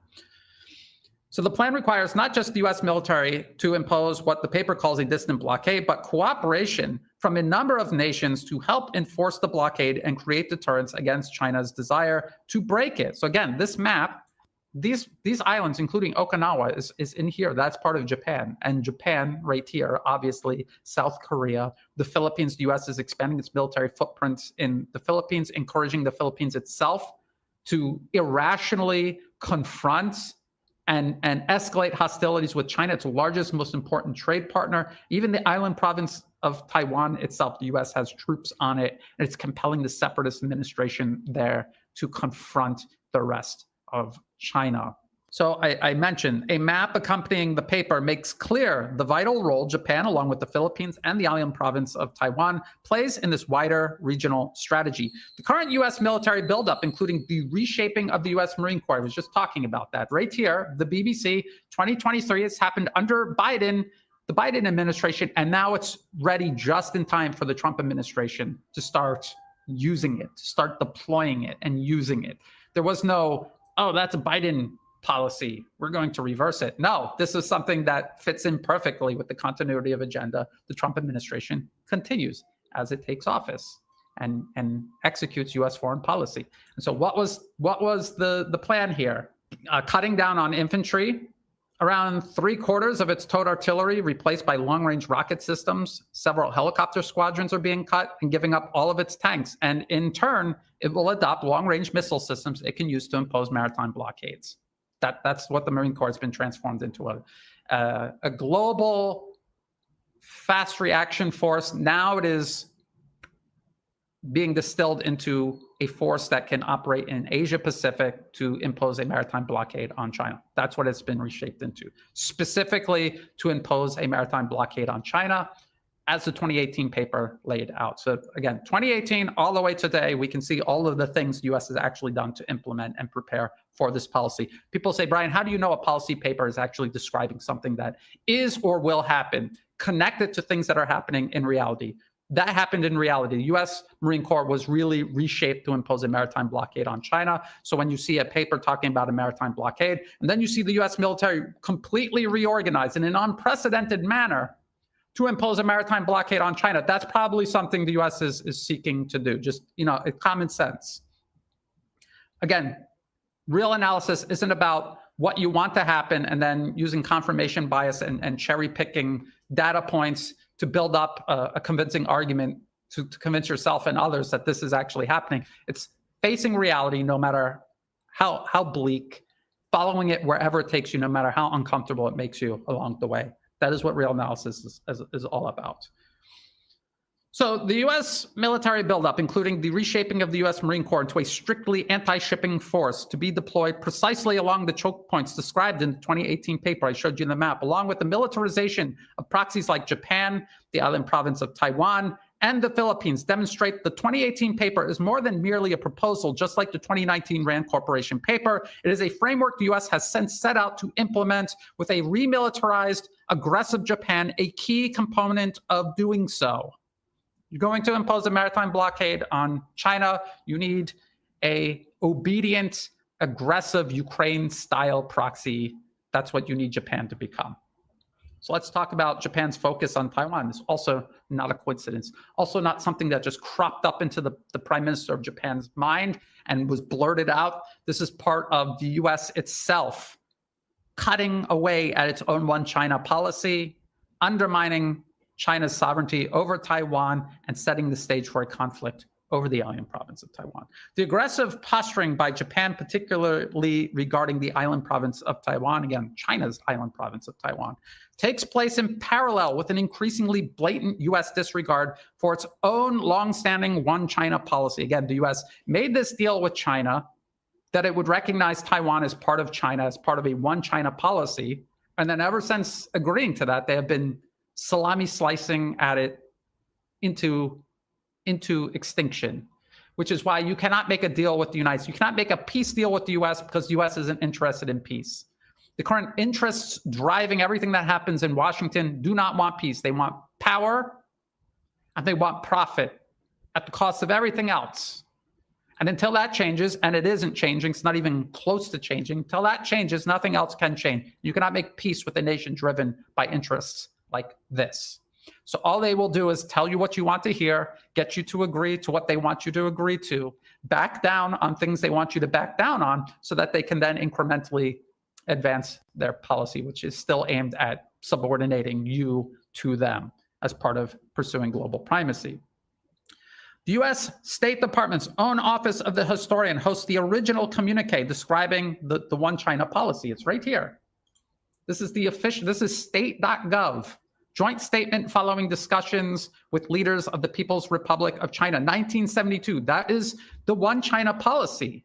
This is what the US side declared. The United States acknowledges that all Chinese on either side of the Taiwan Strait maintain there is but one China and that Taiwan is part of China. The United States government does not challenge that position. I see rabid, malicious liars always saying the US just acknowledges that that's China's position. And they ignore the fact that the US government also said it does not challenge that position.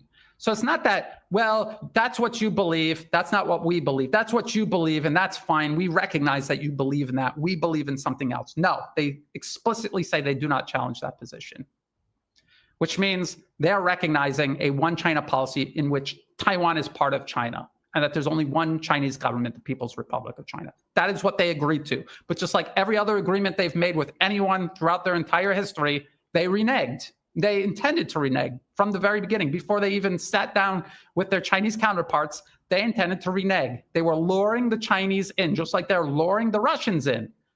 All these variations of some peace deal. They have no intention of making peace with Russia.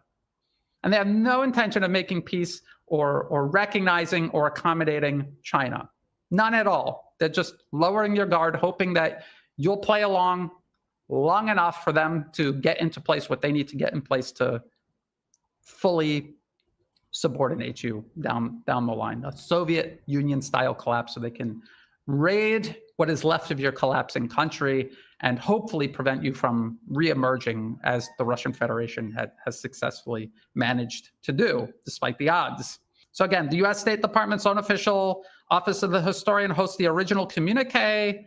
And that's what it says. And it says the US government does not challenge that position. There's one China, Taiwan's part of it, and the US government does not challenge that position. And since then, people have misrepresented it on purpose so that they can renege on it. However, the US has since continuously and deliberately violated this policy through engaging in political contacts with the separatist administration on Taiwan without Beijing's approval. It would be like Chinese officials going to Catalina Island, not telling the US, just flying their plane, landing there, talking with whoever's on Catalina Island off the coast of California, bringing in weapons, giving them weapons, because that's the other thing the United States continuously does, arms the separatist administration on Taiwan, and encouraging allies, including Japan, to take increasingly provocative positions on Taiwan's status, to burden share, or this division of labor, for Washington's own growing confrontation with China. And I mentioned arms sales.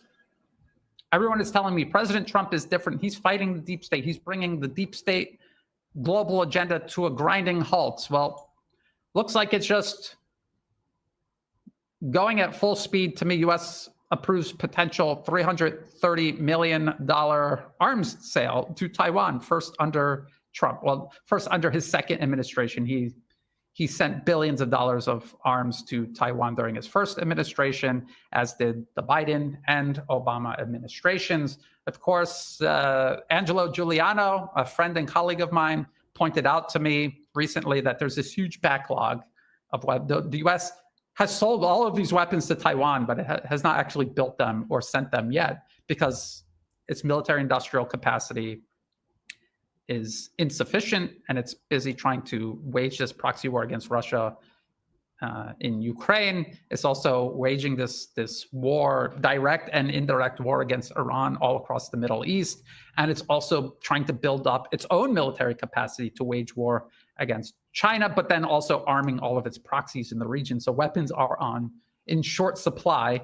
And so there's this huge backlog. And if you look at the details of this, it's mostly components for warplanes that in any conflict with China are probably not going to last very long or play any sort of significant role, just as in Ukraine's air power is not playing any sort of significant or game-changing role in the conflict. The Trump administration itself, so then I mentioned the Trump administration itself has just recently approved a $330 million package, which Reuters reports includes components for US-made aircraft, F-16s and C-130s. C-130s are propeller-driven transport aircraft already operating on Taiwan. This arms sale is the first under the current Trump administration, but follows similar sales under both the previous Biden administration and President Trump's first term in office, during which he oversaw billions in arms sales to the island province. By encouraging its primary East Asian proxy, Japan, to escalate tensions over Taiwan, together with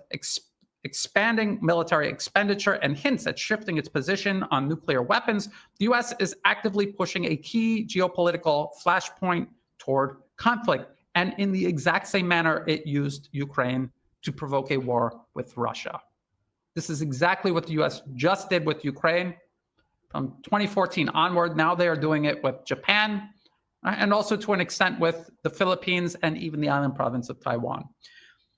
This US policy is designed to force China into a corner, making any response China makes appear aggressive, only further justifying a US-led proxy wage buildup and possible conflict designed to contain or even reverse China's rise. This is all they talk about in policy papers spanning decades, up to and including policy papers being put out in recent years. Together, these represent symptoms of a single deeply rooted global US-led strategy to confront and contain multipolarism, of which China is the central pillar. In the process, Japan is poised to become at least one of several Asia-Pacific Ukraines. It will be an Asia-Pacific Ukraine, alongside the Philippines and possibly the island province of Taiwan. Beijing, Moscow, and the growing coalition of nations seeking a multipolar world must recognize that US actions, not rhetoric, their actions, not their rhetoric, not what President Trump says day to day, which changes with the wind, their actual actions, their policies that are being implemented around the globe across their entire military. Their actions, not rhetoric, are the true indicators of a clear, unwavering commitment to a strategy of coercion, confrontation, and containment designed to maintain American hegemony at all costs, a strategy that requires equal commitment by an aspiring multipolar world to defend against and ultimately overcome. So the US is waging full spectrum war on the multipolar world. The multipolar world needs to pursue full spectrum defense against it. So it means beyond military industrial production. You can't just be making more weapons than the US. You have to look at all of the manners in which the US captures these countries and uses them in these armed conflicts that you need these weapons to fight in the first place. And if you could prevent these nations from being politically captured in the first place, there is no conflict. There is no proxy conflict if the US cannot capture and turn a nation into a proxy in the first place. And so how does the US do this? It does it through its domination over global information space. Outside of China and Russia, the US dominates all information space. Every country you go to, US-based social media platforms with algorithms deliberately skewing public perception worldwide. This is shaping entire populations, convincing them to work against their best interests rather than for them, allowing opposition groups the US is backing to become popular and then eventually work their way into power in these targeted countries, transforming these countries into US proxies that then pursue Washington's interests at their own expense, including at the expense of their own existence, as we see Ukraine doing right now. So again, is a full spectrum strategy the US is pursuing to maintain and reimpose hegemony over the globe. There needs to be a full spectrum strategy to counter it. And that includes especially across information space. If YouTube were to take me down right now, there is no multipolar alternative for YouTube where, at least in nations not politically captured by the US, there's a video platform that you could use that the US has no ability to shut down. Why doesn't Russia and China, BRICS, or maybe the Shanghai Cooperation Organization look into creating an alternative video sharing platform like YouTube that the US cannot shut down, that they can use to post information between themselves, every BRICS member, every SCO member, nations that want to be a part of this, they can use this network as an alternative to YouTube, so that a YouTube algorithm working in conjunction with the State Department to warp the minds of people worldwide does not maintain domination over all information space outside of Russia and China. That's just one example of something Russia and China could do to tilt things a little bit further in their favor, rather than surrendering this tremendous advantage to the US. How do they convince the Japanese people to keep going along with this? Even though it is probably unpopular with a lot of Japanese people, it's still happening. Why? Because they were politically captured. What can you do to protect countries from being politically captured? Help nations pass NGO laws.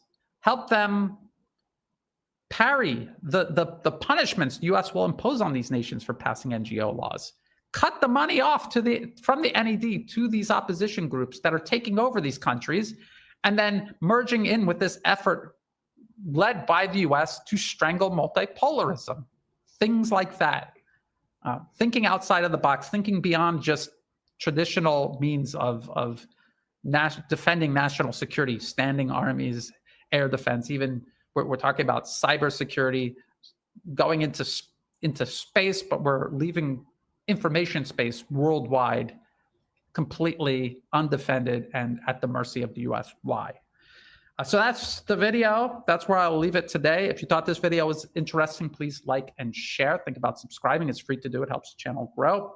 Check the video description below for all the other places you can find and follow my work. I'm on YouTube, Rumble, X, and Telegram. These are all platforms that could kick me off tomorrow and I would have nowhere to go. I would really have nowhere else to go. Also in the video description below are all the links that I referenced, including the link to the Beijing Review article that I was just reading, as well as for ways you could help support my work. Do not monetize any of these social media platforms that my work appears on. If you want to support my work, please do so through Buy Me a Coffee and also through Patreon. To everyone who has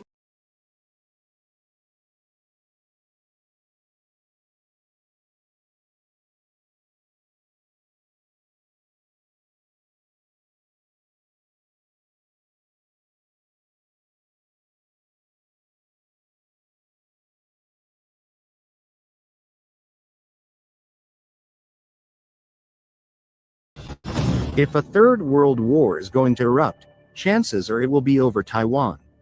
It's a flashpoint that would inevitably pull in the world's great powers, and recent war games show the United States would be hard-pressed to win a fight over the island without Japan's full-throated support. But what happens if Japan does intervene? For years, its leaders have walked a fine line. Former Prime Minister Shinzo Abe famously warned that a Taiwan emergency is a Japanese emergency. More recently, Prime Minister Sanae Takaichi stated that a Chinese attack on Taiwan could be a survival-threatening situation for Japan, a specific legal trigger for deploying its military. Beijing's response has been anything but subtle. Its defense ministry warned that any Japanese interference would be met with a crushing defeat. Takaichi's remarks to the Diet earlier this month. She said that a military emergency concerning Taiwan could be regarded as a situation that might threaten Japan's survival. It triggered a sharp reaction from Beijing. Kanai is expected to explain that Takaichi's words did not deviate from Japan's position regarding Taiwan. He's also expected to urge China not to allow differences between their countries to affect exchanges of people.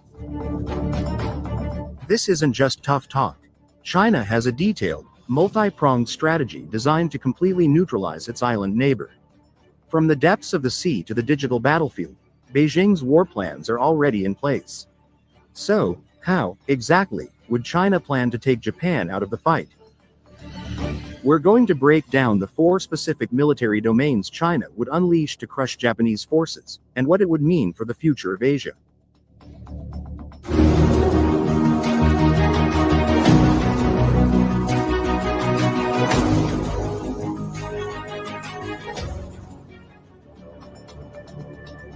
It all starts at sea. China's main naval strategy revolves around two ideas: sea denial and anti-access, area denial, or A2AD. The goal is brutally simple: keep the Japan Maritime Self-Defense Force from ever getting near the Taiwan Strait and turn the East China Sea into a graveyard for any ship that tries to intervene. The sheer numbers are intimidating. The PLA Navy has a force of over 400 naval vessels, which vastly outnumbers Japan's fleet of around 155 ships. Now, Japan has one of the world's most advanced navies, and its ships are often technologically superior on a one-to-one basis. But China's force isn't just big, it's modern and getting more sophisticated by the day.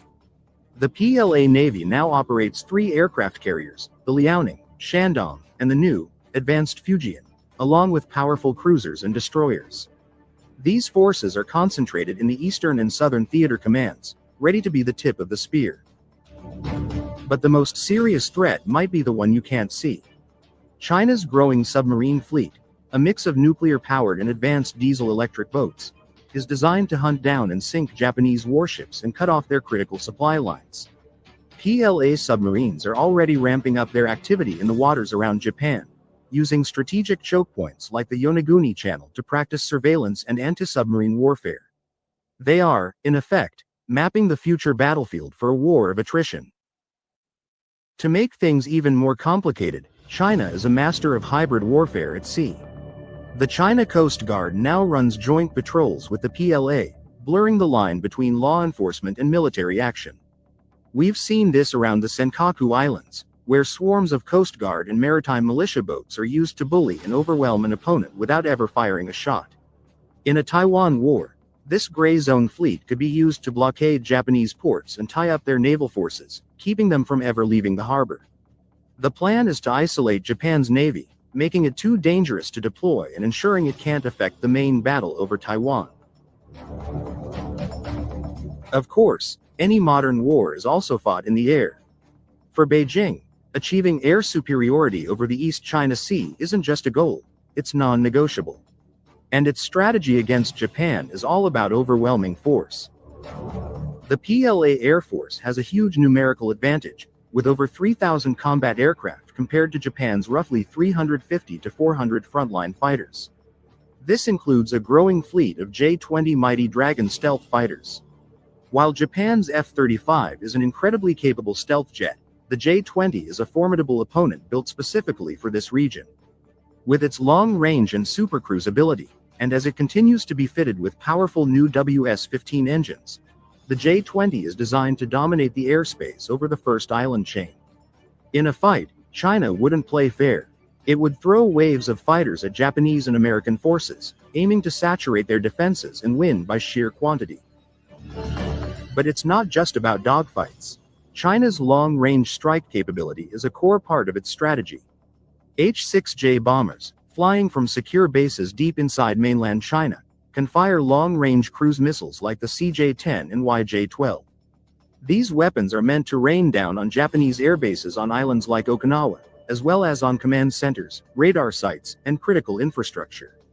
The goal is simple: cripple the Japan Air Self-Defense Force on the ground before its planes can even get into the air. This physical assault would be paired with a fierce electronic warfare campaign.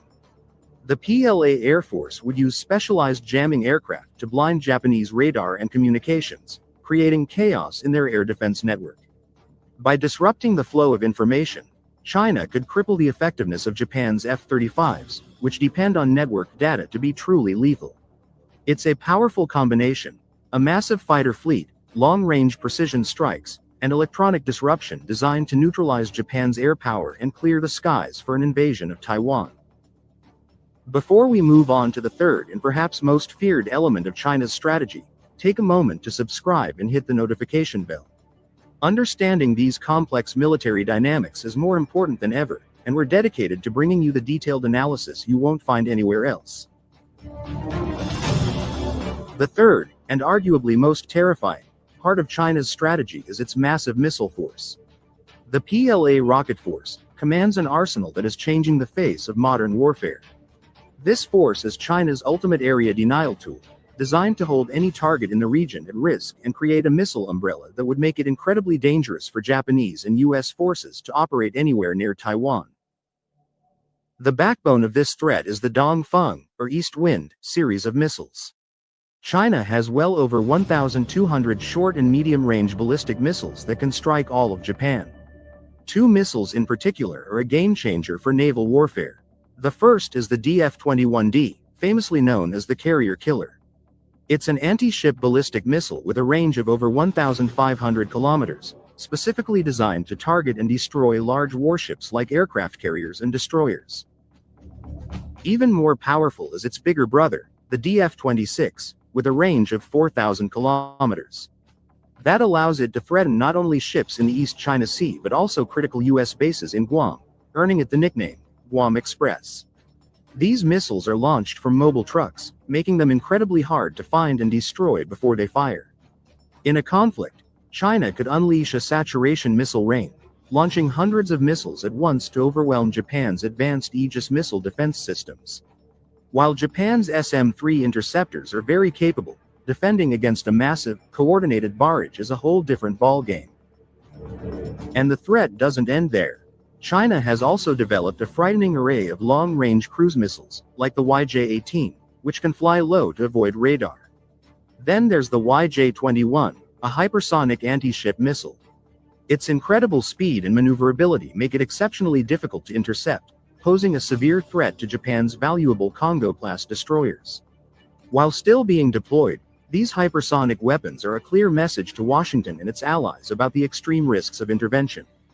Through this overwhelming missile force, China aims to cripple Japanese military bases, sink its navy, and create a keep-out zone that would seal Taiwan's fate. And then there's the battlefield you can't see, where a war could be won or lost before a single shot is fired: cyberspace.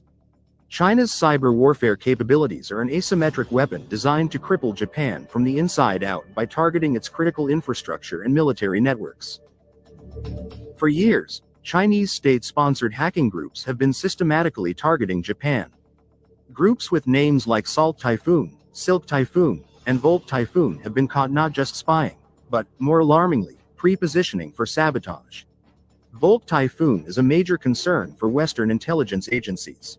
Its mission is to secretly infiltrate critical infrastructure networks, power grids, water systems, and communications, not to steal data, but to prepare for future disruptive attacks. FBI Director Christopher Wray has called this pre-positioning a real-world threat, aimed at causing civilian harm in a crisis. Their methods are smart and stealthy. Instead of using custom malware that's easy to spot, these groups live off the land. They break into a network and then use the system's own built-in tools to move around, making their activity look like normal IT work. They can stay hidden for years, planting digital time bombs deep inside routers and other communications gear. In a war over Taiwan, China could activate these hidden backdoors. A coordinated cyber attack could shut down Japan's power grid, disrupt its financial markets, and cripple its transportation networks, preventing troops and supplies from moving. Military command and control systems, which often rely on civilian infrastructure, could be cut off, leaving commanders blind and unable to coordinate a defense. This digital blitz would be aimed at causing chaos and paralysis, degrading Japan's ability to function as a modern nation and neutralizing its capacity to help Taiwan. China's plan to neutralize Japan in a potential Taiwan conflict is comprehensive, multi-layered, and deadly serious. It's a strategy that blends overwhelming conventional force with high-tech, asymmetric weapons. First, the PLA Navy would try to enforce a maritime blockade, using its huge fleet and submarines to deny access to the seas around Taiwan. Second, the PLA Air Force would fight for air superiority with its advanced J-20 fighters and long-range bombers, aiming to crush Japan's air defenses with sheer numbers. Third, the PLA Rocket Force would unleash a devastating barrage of ballistic and hypersonic missiles, designed to smash key military bases and sink naval fleets from hundreds of miles away. And finally, China's cyber warriors would launch a crippling attack on Japan's critical infrastructure, trying to sow chaos and paralyze the country from within. Of course, Japan is not just sitting back and watching. It has one of the most technologically advanced militaries in the world and is rapidly adapting to these threats, pouring a record defense budget into long-range missiles and cyber defenses. The US-Japan security alliance remains the bedrock of regional stability, and an attack on Japanese forces would almost certainly trigger a full-scale American response. But Beijing's strategy is designed to make that intervention as costly and difficult as possible. The real challenge is that time may not be on Japan's side. The question is whether Tokyo and its allies can prepare fast enough before the storm breaks. The pieces are moving on the board, and the stakes for the future of Asia and the world couldn't be higher.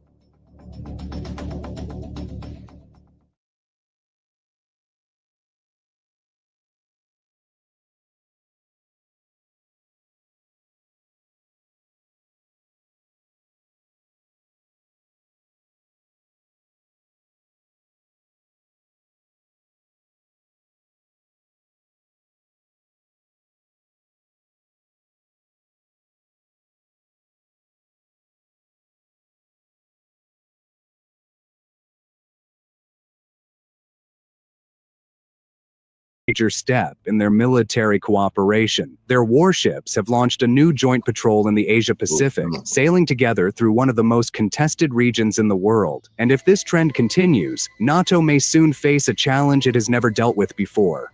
Let's break down how we got here.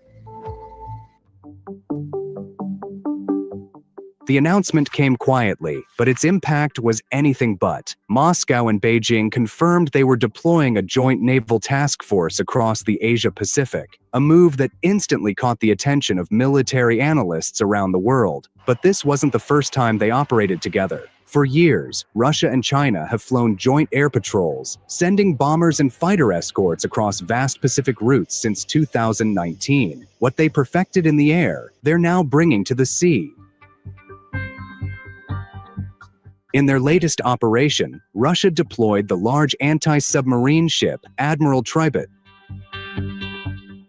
and the stealthier corvette Gromky.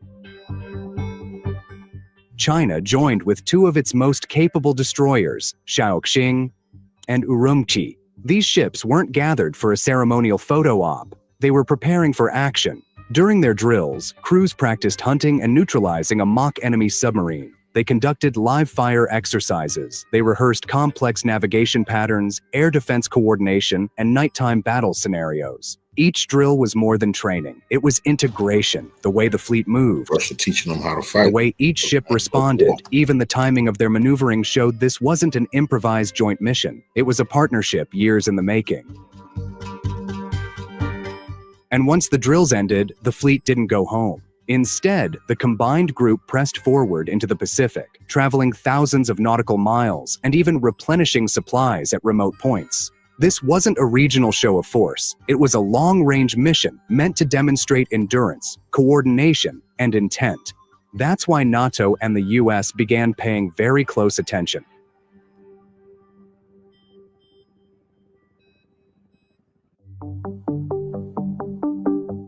What we've seen so far is likely just the beginning.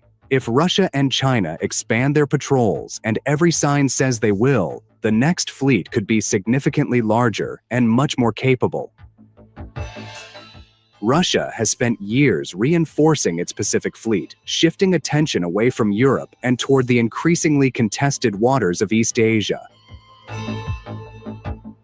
Modern submarines, upgraded cruisers, intelligence-gathering ships, and new missile platforms have quietly strengthened Russia's position in the region. The Admiral Tributs and Gromky are only the tip of what could become a much larger spear. China, meanwhile, has transformed from a coastal navy into a near-global naval force. Its destroyers are among the most modern in Asia. Its replenishment ships allow the fleet to operate far from home. Its aircraft carriers, though still developing, represent the future of blue-water Chinese power. And its long-range reconnaissance systems give its ships eyes far beyond the horizon. So imagine the next joint patrol. Russian anti-submarine ships sweeping the waters, Chinese destroyers forming an air defense shield, a submarine lurking beneath the surface, a Chinese replenishment ship keeping the mission alive for weeks, and recon aircraft flying overhead, tracking targets hundreds of kilometers away.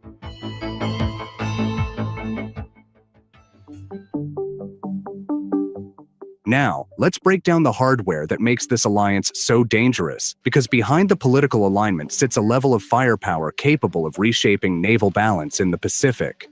Russia's naval muscle. Russia's Pacific Fleet fields some of the most dangerous submarines and missiles in the world. One standout is the Yasen M-class nuclear submarine, often called Russia's silent killer.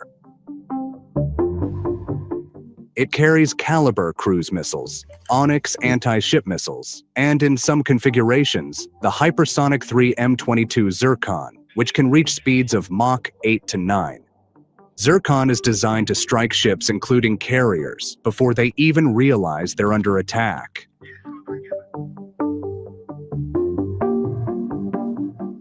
On the surface, Russia's large anti-submarine ship, Admiral Tribets, brings powerful sonar suites, torpedoes, and anti-submarine rockets, making it a threat to any underwater adversary.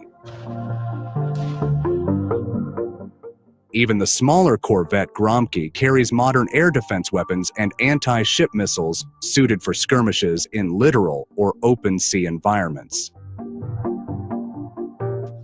China's naval firepower, China's contribution to the partnership, is equally formidable. The Type 52D destroyers, including Urumqi, are equipped with phased array radars and vertical launch systems capable of firing long-range surface-to-air missiles, anti-ship missiles, and land attack weapons. They form the backbone of China's blue water expansion. But the true powerhouse is the Type 55 Renhai-class cruiser, a ship often compared to U.S. Aegis destroyers. With 112 vertical launch cells, it can fire anti-ship missiles, HQ-9B long-range air defense systems, and even the upcoming hypersonic-class anti-ship missiles China is testing. Chinese submarines, like the Type 93B nuclear attack submarine, add stealth and endurance. They can fire anti-ship missiles while submerged, giving the fleet a hidden strike arm, exactly the kind of threat that forces carrier groups to constantly stay on alert. Together, these assets complement each other. Russia brings anti-submarine expertise and hypersonic strike capability.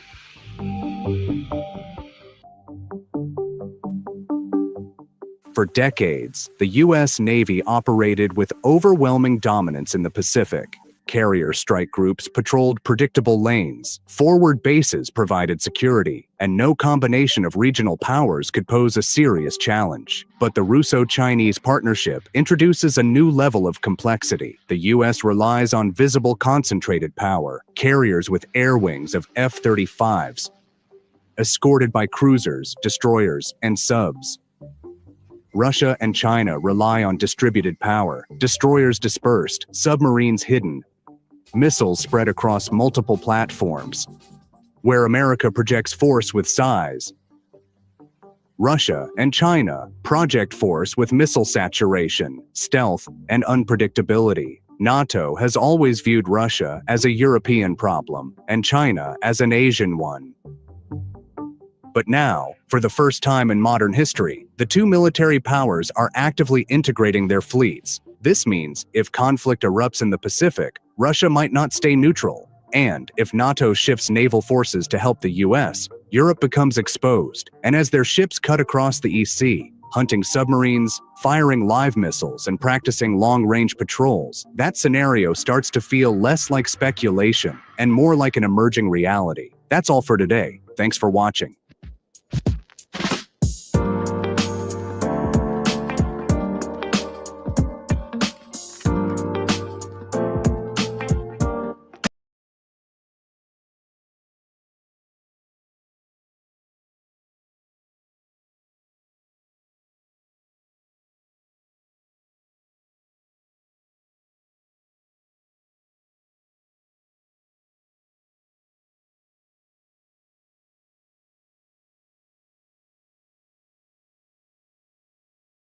China hunt Navy aircraft carriers, a claim rooted in its rapid evolution, powerful new sensors, and expanding fleet.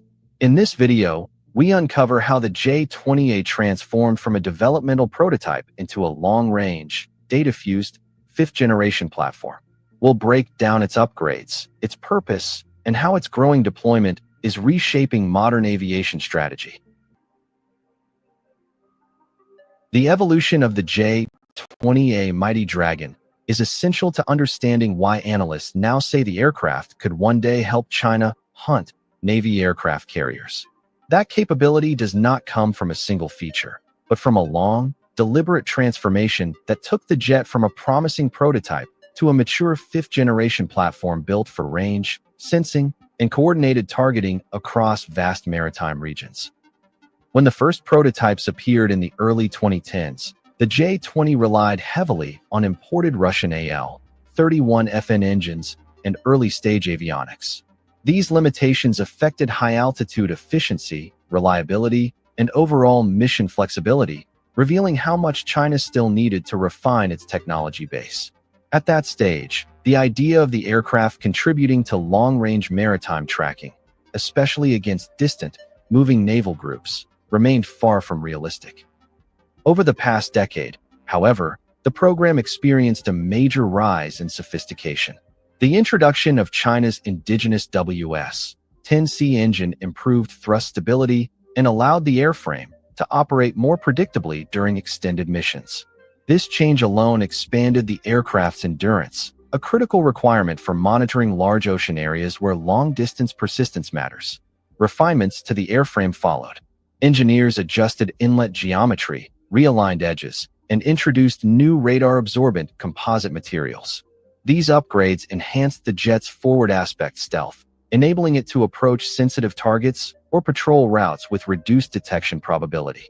This is particularly relevant in maritime environments where carrier groups rely heavily on early warning systems. Equally important was the leap in sensing technology.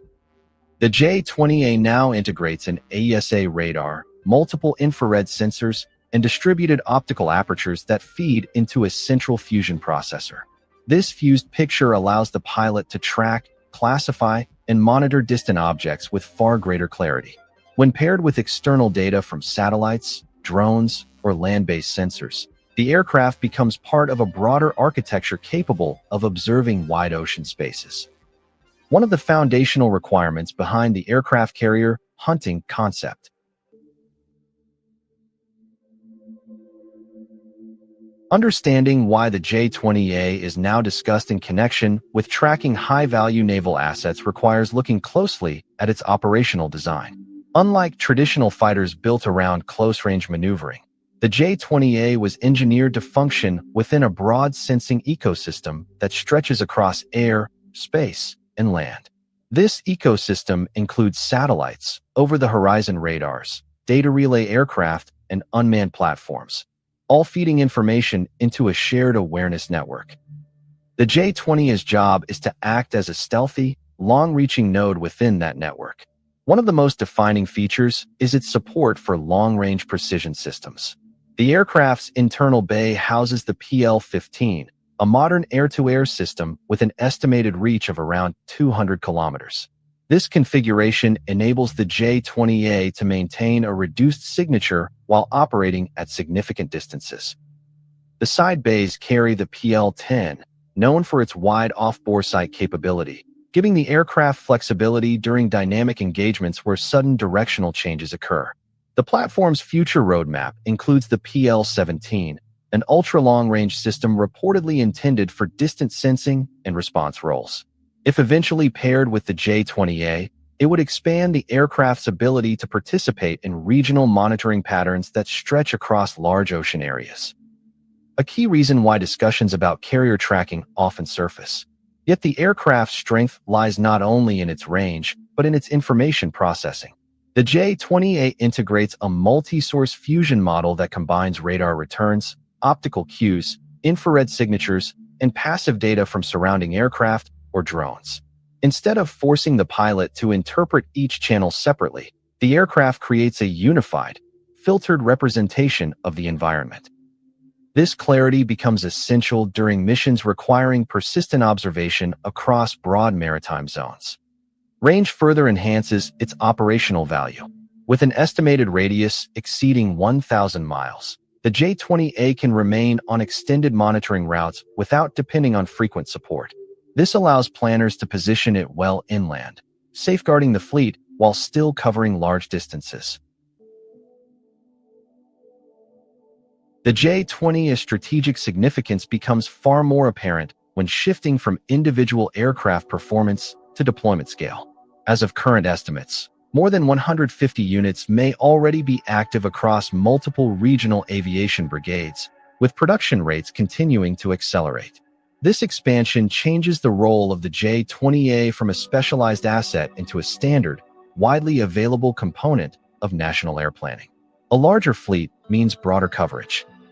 When dozens of fifth-generation platforms operate across different regions, planners can assign layered monitoring routes, rotate aircraft through prolonged patterns, and maintain continuous presence across vast areas.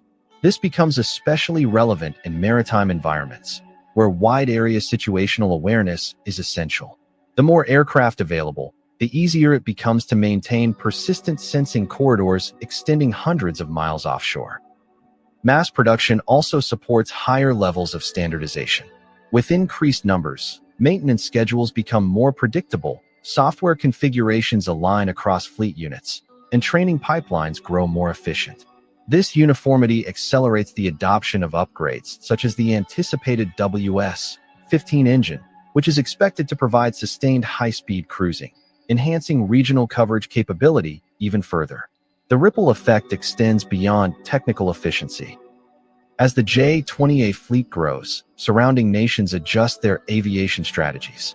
Some accelerate their own fifth-generation programs, while others invest in enhanced detection technologies capable of managing lower-signature aircraft. This broader shift in planning reflects how influential the J-20A has become not merely as a platform, but as a signal of long-term capability expansion. Overall, the strategic impact of the J-20A is shaped by volume, integration, and readiness. Its growing numbers allow it to play a consistent role in regional monitoring frameworks, while its advanced systems support emerging roles, including the long-range sensing tasks that spark discussions about potential carrier tracking capability. The platform's influence comes not just from technology, but from the momentum behind its expansion. The rise of the J-20A Mighty Dragon reflects far more than a single aircraft advancing through upgrades. It signals a shift in how modern aviation platforms shape long-range awareness, data integration, and regional planning. Through its refined engines, evolving stealth features, advanced sensor fusion, and expanding fleet, the J-20A has become a central element in discussions about future Indo-Pacific air dynamics. Its growing presence supports broader monitoring networks, influences technological competition, and highlights how next-generation platforms are redefining strategic expectations. As development continues, the J-20A will remain a key reference point in global aerospace trends. If you enjoyed this video, don't forget to like, share, and subscribe for more updates on space exploration and scientific discoveries, and don't forget to leave a comment below. Also, you can visit our website.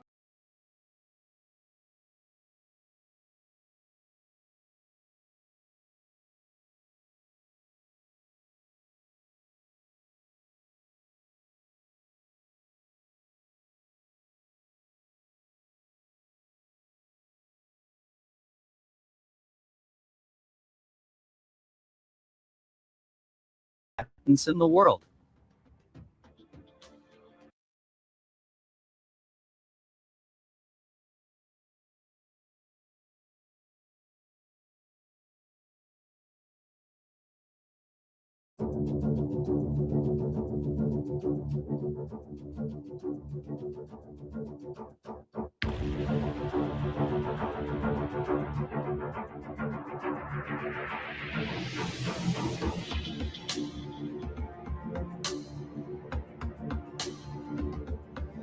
China's desire for a massive surface combatant dates back to the 1960s. China initiated an 055 program in the mid-1970s, the class has already gained a reputation as one of the best surface combatants in the world.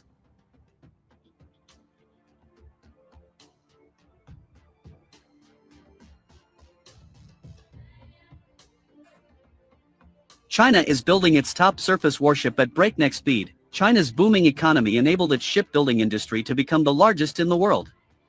It emphasized modernizing the Navy and building or acquiring fleet oilers, nuclear submarines, guided missile warships, aircraft carriers, and more. China is building its top surface warship at breakneck speed, and it's a match for its US rival. China's Navy has a menacing new addition to its naval fleet. China is building these ships fast while the US sunsets most of its aging cruisers. The ship China labels as a destroyer is so large it compares more to US cruisers. The destroyer is the most modern and potent surface combatant in China's Navy, officially known as the People's Liberation Army Navy. Designed for multiple missions and fitted with a massive arsenal and advanced electronics, it is an apex predator in the PLA Navy's growing fleet meant to protect China's carriers from harm. The class is so daunting and capable that the US Department of Defense classifies it as a cruiser. Many observers compare it to the US Navy's own cruisers, which have performed a similar role. And while the US Navy seeks to divest from its aging cruiser fleet, China is expanding its fleet at a breakneck pace. China's desire for a massive surface combatant dates back to the 1960s. China initiated an 055 program in the mid-1970s, then cancelled it in 1983 due to weaknesses in its industrial base and technological know-how. 3 decades later, however, China's booming economy enabled its shipbuilding industry to become the largest in the world. The Type 055 class guided missile destroyer. The ship China labels as a destroyer is so large it compares more to US cruisers. China's new Type 055 cruiser is its most modern and powerful surface combatant. The Type 055 is the best surface combatant in the world. Despite its young age, the class has already gained a reputation as one of the best surface combatants in the world. The size, armament, and mission of the Type 055 are often compared to the US Navy's Ticonderoga-class cruiser. Measuring 567 feet long, displacing around 10,000 tons, and first entering service in 1983, the ships of the class are considerably older and smaller than the Type 055. The keel of the first Type 055, Nanchang, was laid in December 2014, just 3 months before the keel of China's first domestically built carrier, Shandong, was laid. When Nanchang was commissioned in 2020, it made the class a force to be reckoned with. Measuring 590 feet long and displacing 12,000 to 13,000 tons, it is the largest class of surface combatant China has ever built. Each Type 055, which NATO classifies as the Renhai class, is fitted with 112 vertical launch system VLS cells, which launch missiles. 64 cells are positioned forward of the bridge in an 8x8 configuration and 48 are located aft in a 6x8 configuration. These VLS cells have both cold and hot launch capability, enabling them to field a more diverse missile arsenal. In a cold launch, a missile is ejected from the cell via pressurized gas before its engine fires. At the stern, a helicopter deck and hangar can house 2 helicopters capable of tracking submarines and helping with logistics. The Type 055 is also brimming with modern radars, sensors, and other electronics. This includes 4 Type 346B Dragon IS-band active electronically scanned array ESA radars mounted on the superstructure and 4 X-band radars housed in an integrated mast, making it the first Chinese warship with dual-band planar radar arrays.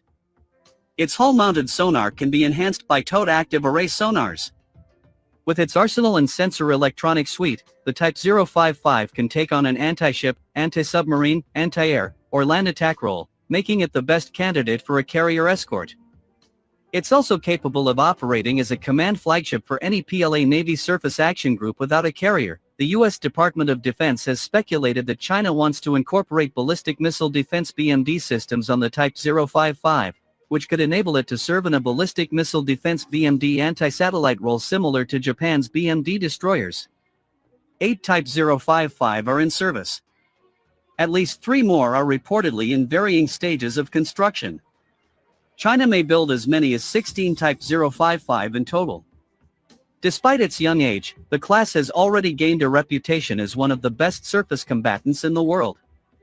Type 055 have sailed in the waters off Alaska in 2021, 2022, and 2024, including as part of joint Chinese-Russian patrols.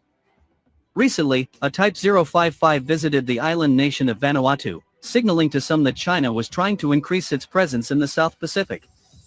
The size, armament, and mission of the Type 055 are often compared to the U.S. Navy's Ticonderoga-class cruiser. Measuring 567 feet long, displacing around 10,000 tons, and first entering service in 1983, the ships of the class are considerably older and smaller than the Type 055. The Ticonderoga's main role, however, is air defense. It can carry a wide range of anti-air missiles, including evolved Sea Sparrow SAMs, and all active variants of the Standard missile family. Those missiles, which can intercept targets ranging from 35 miles to over 200, enable the Ticonderoga to provide an effective air defense umbrella against low and high altitude threats, including helicopters, drones, jets, and missiles. The importance of the Ticonderoga and the Type 055 to their respective fleets is hard to overstate. Their displacement, arsenal size, and ability to perform multiple missions and operate as flagships puts them at the top of the list of most important surface combatants, second, perhaps, only to the carriers. China will continue building Type 055 at rates virtually unthinkable to U.S. shipyards. China is building these ships fast while the U.S. sunsets most of its aging cruisers.